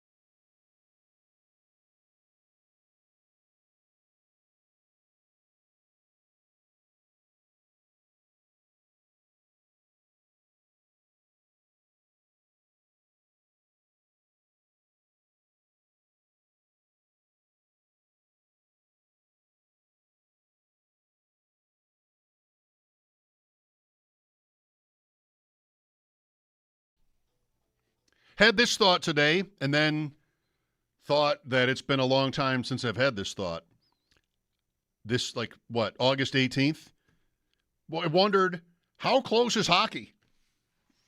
And it's pretty close. So the prospect showcase for the Sabres is a different thing than it's been where they had 2 or 3 other teams in for like a round robin few days. My understanding this year is, and Paul and I talked about this once, Paul Hamilton, that they're just playing 2 games against Boston. So it's, like the playoffs, just an extension of the playoffs. 2 games against Boston, September 13th and 14th. 5 o'clock on the Sunday, noon on the Monday. That 13th is the date of the Bills opener in Houston. So the regular season NFL opener, that Sunday, the Sabres will be playing, the kids will be playing the Bruins kids at Harbor Center. So it's like right in line. And then you'll have training camp and preseason games start almost immediately in hockey, all the way to the opener, which I think is October 1st is the date, at Columbus, and then home on the 3rd to the Blackhawks. I mean, not trying to rush anybody out of their summers, but not far away. And I'm excited that's the point. That's one part of the point. Excited to have that back. A lot of the last decade plus have been just sort of an admitted indifference about it. But now this is new even from last year. For most of us, you can have a real sense of anticipation for the season. Last year became awesome, but I don't think we were sort of expecting that. And then the season started, and it went all the way 2 months in, and they were still nowhere. So, that's still something new about the Sabres on the calendar, is as you get close to the beginning of training camp and the rest, you can really think seriously and excitedly about their chances. But it's, what it is, that their first prospects game is on the same day as the Bills-Texans game. I spent a few minutes with Sal on that game in Houston. We did not talk about the Sabres, but we did talk about week 1 at the Texans, and that's coming up here in the next segment. What a spot that is. I still think that might be the toughest opener they could have drawn of anything. I mean, including all the teams that are not on their schedule. They play so many good teams. I mean, who's the best team they don't play? Philadelphia, Seattle, an NFC team. But you get the AFC West. You get the Texans. You don't get Jacksonville, if it's Jacksonville. You don't get Cincinnati, but you do get Baltimore. Then you get the Rams, as well as the NFC North. I mean, they play so many good teams. But thinking of any possible matchup, at the Texans is pretty brutal. And, they're favored in the game, so I don't want to sound like I'm overdoing it. And B, if you get it, what a start. Not only do you get what should be an important conference win on the road to start your season, but you kind of check a box there with the Texans, who have been tough on the Bills. I mean, they have lost their last 6 games there. They've beaten them here a couple of times, but really it's been, not that you have to go back to 2012 to make the point. They have had a rough ride from Houston, and we can all remember that night last year going there where Allen was just under siege. So a specific matchup challenge for the Bills right away in week 1, and I'm not sure they could have done much worse. But maybe it's not a bad thing, but just sort of a tougher opponent than the Texans away to start the season. Again, Sal and I got to that and other different topics. Keon Coleman in the walking boot today. We'll get the latest from Sal. Conversation from earlier next here on WGR.